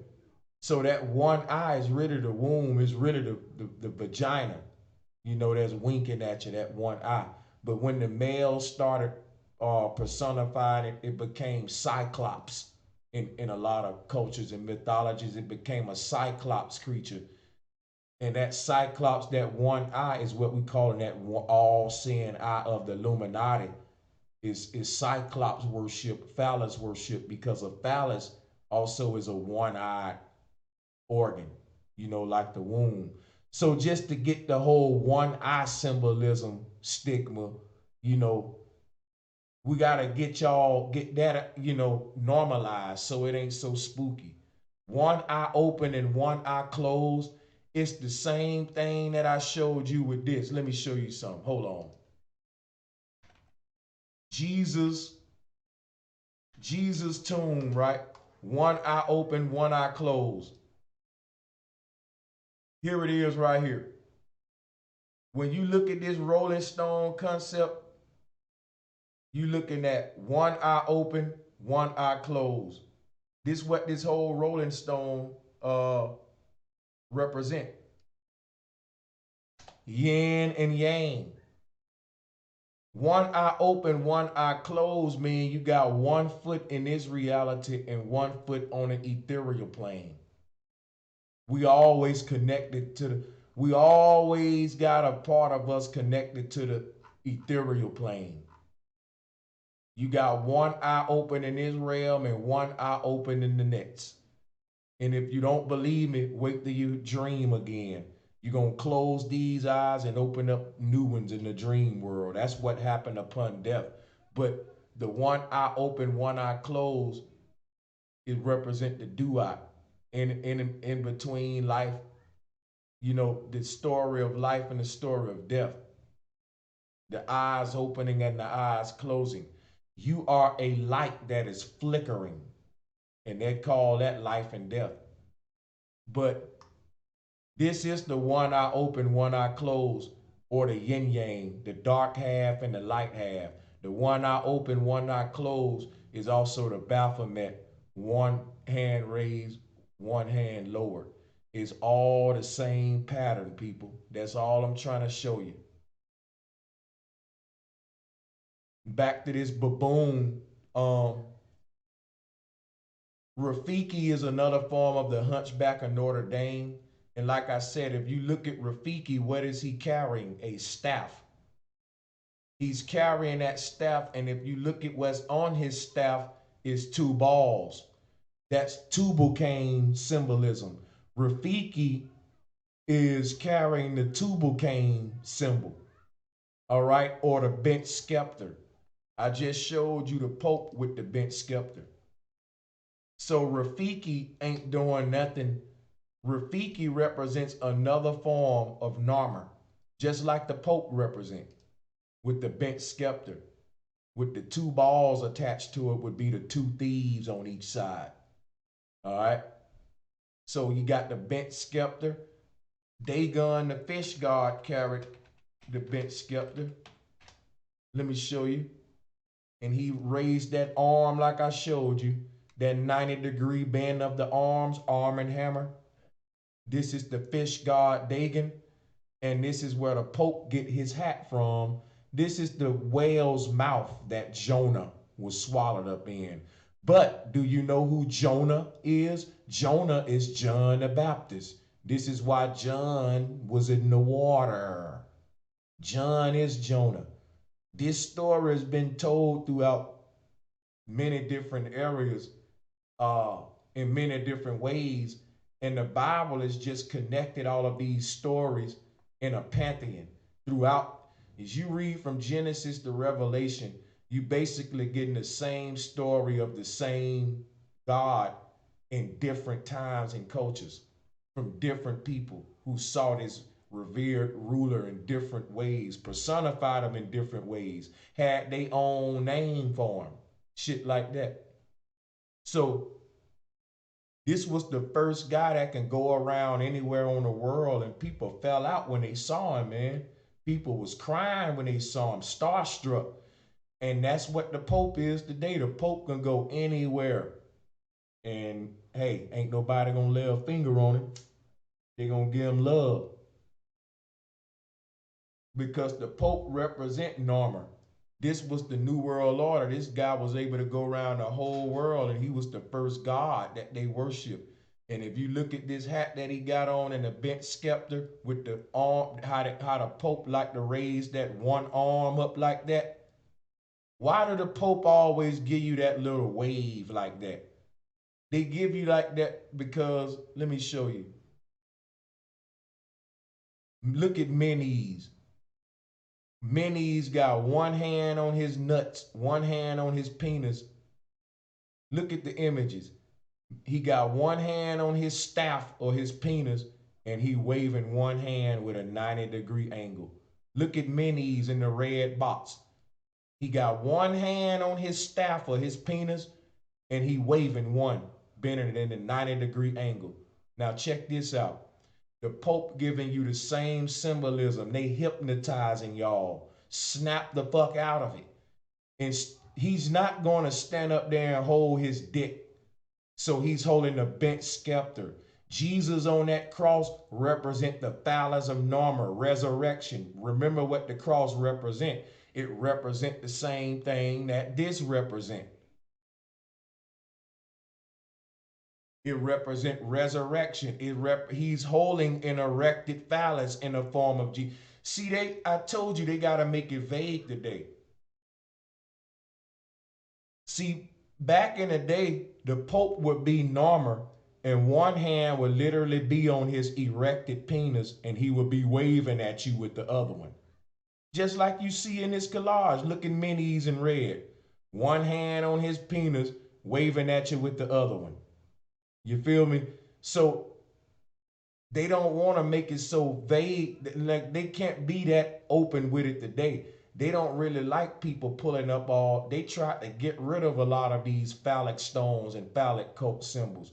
And that's the part of the research we're going to be going into as we move on, how they tried to hide this part of the history and turn it into just obelisks, skyscrapers, and make it where we still doing it, but we don't know we doing it. So they giving your children minions.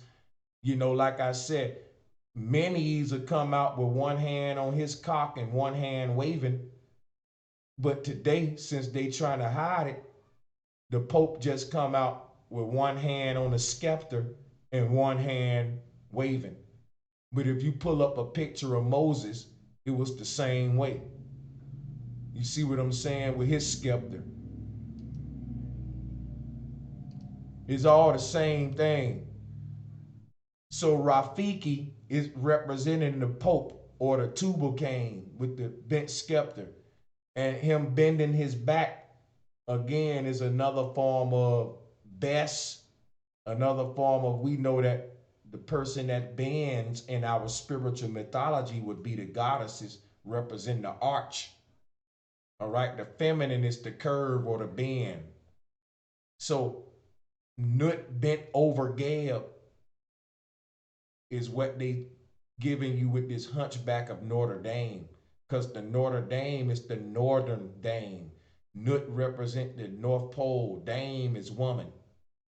All right, and she had a hunchback representing that. Him ringing the bell, that represents the North Pole, all that. So what I'm saying is, you look at the images they giving you right now, like right now we talking about Rafiki, same thing, hunchback. But see, now like I said, if you look at the Lion King, Rafiki is the oracle. That's what y'all forgetting. Rafiki is the wisdom bringer, the oracle, carrying the staff or the scepter. Why? Because Rafiki is Pan or the Lion of Judah. You know, the wise guys is what they call themselves. They call themselves the wise guys. They rule the world with magic, keeping you lost, spooked and stuck in spookism and mystification, thinking you smart, when really the more simple you get, you're going to get the truth, because the word simple is the word symbol, and the symbols make it all simple. The symbols make it all simple. That's why I'm giving you these collages, because can't nobody argue with this. Look at the pictures. They worth 1,000 words. I'm syncing it all together. You see what I'm saying? So that those with their eyes open gonna see what I'm doing and appreciate it. But when you say best, and in the bottom left corner, you see Norma with the baboon. And like I said, it would have been what it would have been the great mother with the little baby. Let me show you something. Because you don't know what you're really looking at. We talking about them demoting the woman. Now, let me give you a Madonna and Child real quick to show you what was corrupted in the bottom left corner. This what was corrupted. What you would have had the great mother giving birth and nursing the small pharaoh. But during this time, what you had was goddamn Narmer hooked up with the baboon. So he in the place of the great mother, and the baboon is what he's paired with. And in another story, he was paired with the hawk. To me, this is all, bestiality. So in the top left corner is another one of those beasts or baboons in ancient Africa. These baboons are sacred all around Africa. And in a lot of cultures, excuse me, I'm going to figure that out in a minute. In a lot of cultures, they pair up that baboon with the god Bes. And that's what you got in the top. You see the god Bes with the baboon, and also the god Noon, I think, and we'll be talking about him because he's another form of this god of Narmer as well. We're going to be getting into it. So you got the god Bes paired with the baboon, which is traditional, and Bes is the baboon. Bes is a form of Pan or the baboon, which is a goat.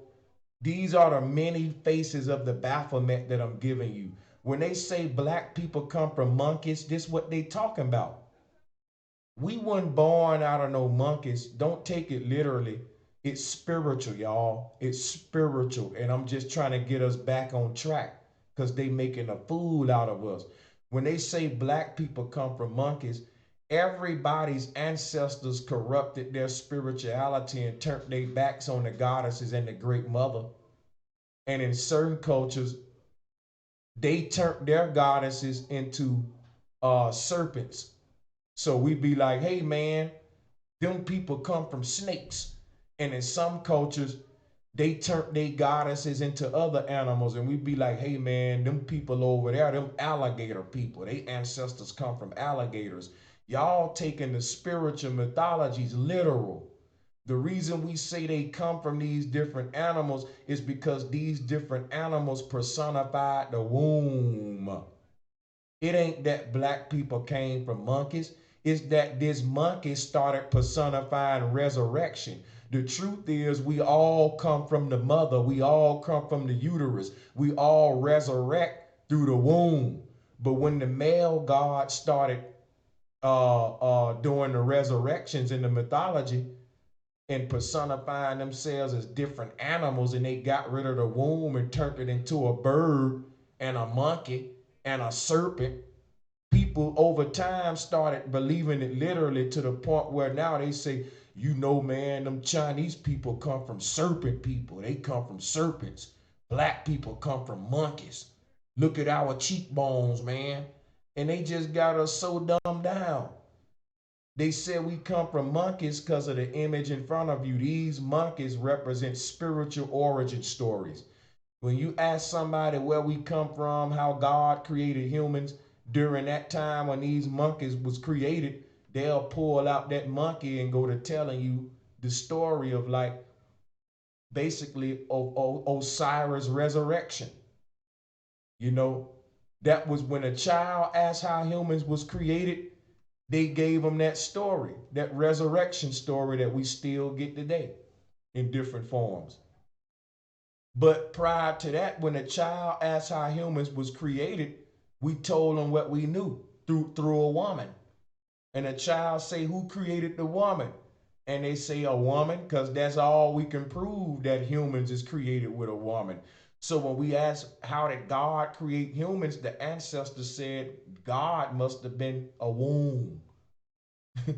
That simple, a macrocosmic womb, you know, on a higher, the same concept of a biological womb on a spiritual level, because the code don't change. If you came out of a womb on a physical plane, the spirit came out of a womb on an ethereal plane. But when they corrupted this spirituality and replaced the womb with the phallus, the gods started to rule over the people with fear and threats. If you don't do what the fuck I'm telling you to do, I'ma burn your ass in hell. And if you don't pay your tithes, I'ma burn your ass up in hell. So they took the true resurrection story that connected us with our mothers and made us have no fears of death because we knew we was just gonna be back inside of a womb. It made us love the woman, because when you knew that, you walked around and you looked at women differently. You said, hey man, I gotta respect these women because when I die, I can be in one of these women. I better respect these women because the ancestors was teaching them we resurrect through the womb. So don't stress the women out. Treat the women good because these women are actually houses for souls. It's children living in these pregnant women. You don't want to disturb the sleeping souls. They revered the portal, man. But we don't revere the portal no more because the womb was replaced with the phallus. So people got respect for Jesus, for Allah, for Buddha, and all these male gods than they got for the mama that they came out of, the womb that birthed them. That's what we in today. So much disrespect for the womb that bestiality is a form of sex. That itself show you how low the vagina is on a totem pole. Just the fact that it's a group of people out there that rather have sex with animals than women show you that the womb have lost so much value, it's ridiculous. There was never a time where there was a group of humans that preferred animals over the womb.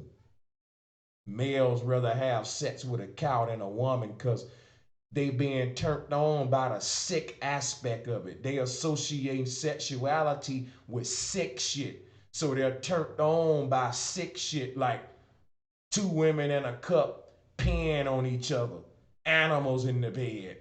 Because when you take away the beauty of natural sex, we find beauty in unnatural sex. And you get all kind of degraded forms. And what I'm showing you on the screen is ancient form of bestiality, the blending of animals with human body parts. That monkey got a grown man phallus. And if you look at that artwork, that would be very inappropriate today. So why was it appropriate back then? If you went in your children's classroom and saw that little monkey on their teacher's desk, you'll get them taken out of that school. You'll try to take them to another school. You'll try to sue the principal. But yet this was common art during Kemetic times in ancient Africa that y'all glorifying. Everybody love Africa. Everybody want to be a pharaoh. But yet you wouldn't let your child have this little monkey for a toy. And this was normal artwork in Kemet. Bestiality. when you take an animal and give it a human body part. See, when you take an animal and give it a human body part, guess what you just created? The Baphomet. Now, do you guys get it? Do you see why I'm syncing Baphometic symbolism with bestiality? It's all corrupting. It corrupted the sex, natural sex, and the sex roles, the gender lines, blurred them. And I'm going all the way back to show you how it all was morphing into this Baphomet. When they started putting human body parts on animals, it led up to the Baphomet. So the purpose of this video is I'm putting this out for the show folks. Get off of this whole thing about pulling up the Baphomet. Ooh wee, look at the Baphomet. This some occult shit. It's a goat god with a phallus and some breasts. It's a she-male. You need to really get mature and try to grasp what the hell I'm teaching you here. You're so fucking caught up with this damn goat man called a Baphomet. Everybody want to talk about this goat right here called a Baphomet, when this is just a later form. The first Baphomets are the shit I'm showing you now. All a Baphomet is a deity that's part human, part animal. And it's androgynous, meaning it has female and male traits. Well, look at the monkey up there. That monkey is an animal with a human body part, and it got female and male traits. Why? Because that monkey gives birth. That monkey resurrects souls. That's Norma. That's Jesus. Then they tell you that you got to be born again through Jesus. So Jesus is a damn she-male. Jesus is a Baphomet. Jesus take the form of a bird, don't he? So Jesus is a part animal too. You need to understand what a Baphomet is. A Baphomet is any deity that's part human, part animal, and it's androgynous. All the fucking deities I've been showing you so far fit the criteria. Every last one of them. These are male gods that are able to give birth, man. That makes them Baphomet. So I hope you guys see how simple this stuff is. Because people want to keep teaching you about this little goat. Okay, man, whoop-de-doo. It's so many Baphomets that they not showing you about because they want to hide the truth from you and turn it into mysticism and spookism. And ooh, I'm breaking down some occult shit by showing you this scary looking goat. Every god is a Baphomet because it's part human, part animal, and it's androgynous, even Jesus. Part bird and able to give birth. I'm showing you the first Baphomet deities on earth. I just showed you some phalluses, right? Let me see if I can find it.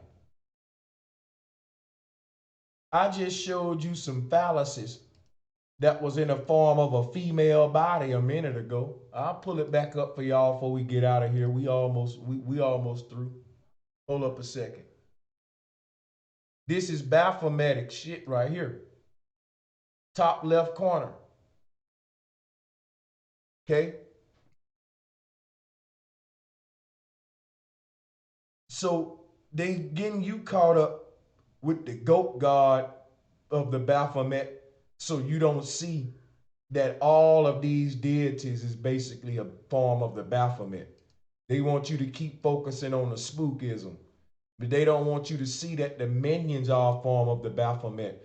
There was also a creature called a Minotaur, because the first Baphomet was Menes. So always look for that root word man, M-I-N, M-E-N, M-O-N, because a monkey, one of the forms of Menes was a menki or a monkey. You replace the vowels, right? You got a city called Minnesota, and they team is the Vikings. That Viking is one eye, a one-eye creature called Odin. That's the same Cyclops god of the Baphomet. Look at the Vikings logo one more time when you watch NFL.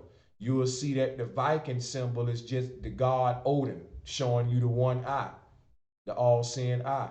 And they call Minnesota because that's a form of the god man. Okay? So man is mun, is moon. Okay? Another way they spelt man was M-U-N, and his phallus was called a key. Another form of this god was a god called Janus, and that's why we call janitors janitors, because they are the ground keepers. Janus was a groundskeeper like Jesus. I'm going to be getting into Jainism and Jain cosmology, breaking down Janus, doing the etymology of the word janitor being the cleaner, represent renewal, recycling. The janitors got all the keys to the buildings. It's symbolic, folks, why they call him a janitor, dealing with the god Janus, who had the keys of life. Jesus is a form of Janus, and Jesus carried the keys like a janitor, and Jesus was a cleanser. Jesus was a cleaner. People, the etymology and the words we speak and the symbolism reveals it all. And that's all I'm doing in these streams. So another way they spelt the name man, M-I-N, was M-U-N. And you had a god called Amun, Amun-Ra, Amun. And another way was Mun, and they called him Ammon, Ammon, Ammon-Ra, A-M-M-O-N. His name was Ammon. It was also Amin, A-M-I-N. At the end of the Christian prayer, they say Amen. And that's moon is men, moon. And the moon became the root word of monkey, because the creature that we're calling a monkey carried the keys. See, the key is the staff. Rafiki carrying a staff is Jesus carrying the keys of life, which is the phallus. See, the two balls and the phallus shaped like a key. It's shaped like an antique key. So this is why sacred geometry is important. Let me see if I can show you what I'm talking about real quick. I'm going to show you what I'm talking about real quick, folks. Hold on. Because this is important.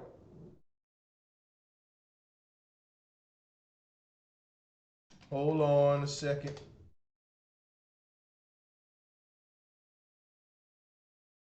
I'm about to blow you away. Give me a minute.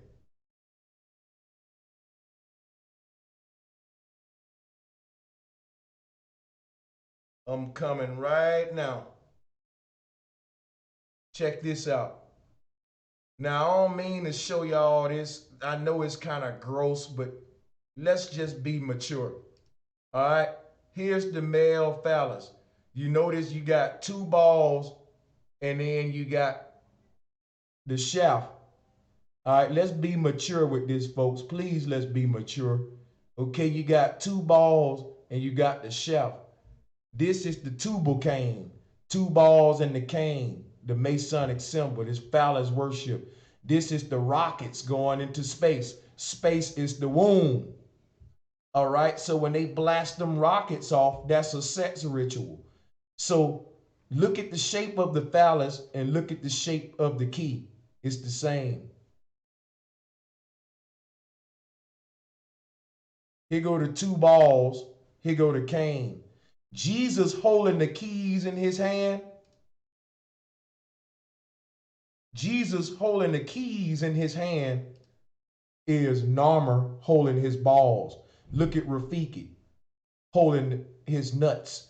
You know they ain't gonna make that monkey grab his nuts in a cartoon. You have been sued Walt Disney. So they got to make it where, you know, it goes over your head. Don't nobody really know what they talking about. But I'm here to decode it today, and I'm here to show you what they talking about. What's going over your head? It's phallus worship. Jesus holding the key is Rafiki holding that scepter, and that's a phallus with two balls. This key is the same concept. The keyhole is the womb, but the key is the man. The keyhole is the womb. The uterus is a phallus inverted. The phallus is a uterus inverted. The man has the same sex organ as the female. One of them just flipped inside out. The male's phallus is the female uterus flipped inside out. Two balls, and a canal. Two balls and a canal. Everything is the same pattern, but it may be in micro or macro, inhale or exhale, imploded or exploded. The female represent the imploded version of the male. The male is the exploded version of the female. That's why he discharges, she receives. But it's the same organ flipped inside out, basically. And this is the key of life. The key of life is tubal cane, two balls and a cane, or two ovaries and a cervix or vaginal canal. All right. So Jesus holding the keys is Narmer holding his phallus, folks. Jesus holding them keys in his hand is the god Janus, because that is a janitor, which is a groundskeeper and a cleanser, and can access any part of the building. That's why they said Jesus is omniscient. Okay, so we'll be breaking down Janus and Jane cosmology in the future. So it probably be redundant when we do it, but so it don't matter. We still need to do it. Now we're talking about some etymology with the god best. We say stuff like, I bestow this upon you, or I beseech you, or who's best at something. Bestality or bestiality, right? Just some little things just to point out. Now, if you look at the bottom left corner, another god that was a fish god that represented half human, half phallus was a god called Oannes. As you see it in the bottom, Oannes. Oannes is John the Baptist. This later became John the Baptist. So the name John is the name Oan. See, the J is not really there. The J is like the H, it can be silent. Just like Jacob can be Jacob or Yakub. You see, John can be Yon because Yon is Yoni. Yes, people, the name Johnny is the name Yoni. So why the hell do we name dudes Johnny? Do y'all hear what I'm saying? The name Johnny is a patriarchal form of the word Yoni.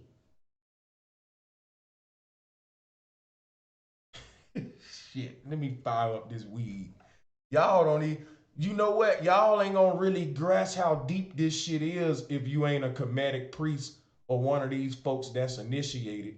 See, when they hear my streams, they shit bricks. But regular folks be like, okay, move to the next part. Yo, this really deep shit. This turns the schools of theology and all of these historians' knowledge and it blows it out the water. This makes them have to rewrite all of the biblical literature. And see what I'm saying? And it take away all of the confusion and it sink it to one concept, one dude. We going to the root of the tree.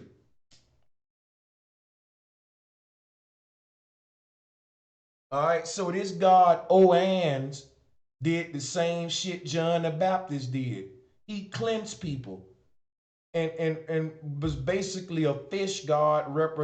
He dealt with the water. You know, Jesus dealt with the waters of baptism. Now you get baptized in Jesus' name, but before Jesus, Baptist was doing the baptism. So I'm telling you, it's the same God. John the Baptist is Jesus during a time before Jesus. See, this God Oannes predates Jesus. This was John the Baptist. When they told you when John came first and John the Baptist laid the way for Jesus, These people been keeping their royal bloodline and their succession going and been tracking it in mythology. All of these different men in the Bible represent different forms of Narmer. John the Baptist is another form of the Egyptian Nile god Happy. And they both was connected with some river system. Because that river is the vaginal canal, people. I hope you hear what I'm telling you. It's all from Herstory to Hisstory, how men started personifying resurrection. They had to become the womb. Again, they had to put the womb on Adam to resurrect Eve. All right? So I hope y'all grasp this stuff, because this God in the bottom left corner was John the Baptist. And then the biblical Christians translated the God Oans into the God. See, Oans was their form of the Baphomet. He was a human mixed with, he was a human mixed with, he was an animal, a fish blended with a human body part. I just told you the criteria you need to fit to be Baphomet. You need to be half human, half animal, and you need to be personifying a sex organ. That's what makes you Baphomet. In the bottom left corner, the god Oan is personifying a phallus, and he's doing it by blending his self with a fish. So you got half human, half fish, and a combination shapes like a phallus. That's the Baphomet Trinity right there, people. Got the breast, the phallus, and it's a goat. That's Father, Son, Holy Ghost, people. That's the sick bestiality Trinity. So Oans the Baphomet became Joannes the Baptist in our culture today. I'm showing you how they're reselling all this ancient phallic cult to us today in religion. Oans the Baphomet became John the Baptist. Oan the Baphomet became John the Baptist. I told y'all when y'all gave me this job that I was going to be thorough with it. I told you I was going to be thorough, but I told you people wasn't going to like it because it's going to be going against what they teaching. But I'm going to leave y'all with that. I'm going to leave y'all. I think this is a good stopping point for today. And we'll get into some more stuff in the future. We're going to stop right here for the day. I hope you follow the series because it's very important stuff. Hit the like button and make sure you share it. And I want to thank everybody again that gave super chat donations, supporting what we do here. We're getting the truth out there. I can't thank you enough. It really means a lot. To the people that won Crystal gift today, we did a giveaway on brosancheztv. If you are one of the people that won today, could you get in the chat room right now and make yourself be known? Do we have any winners on today's stream from the earlier live stream? Do we have any winners? Do we have any winners?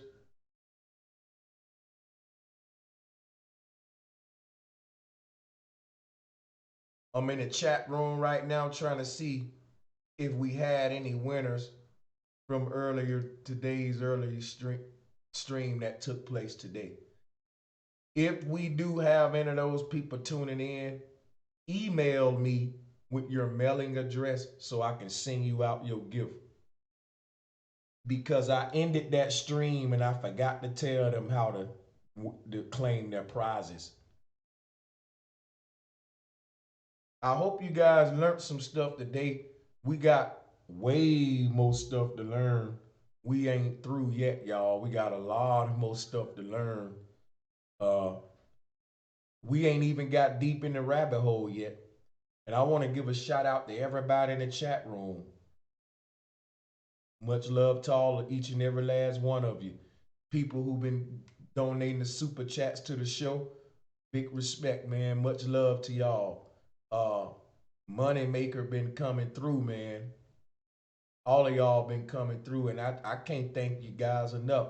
B-Boy Arch, appreciate the donation.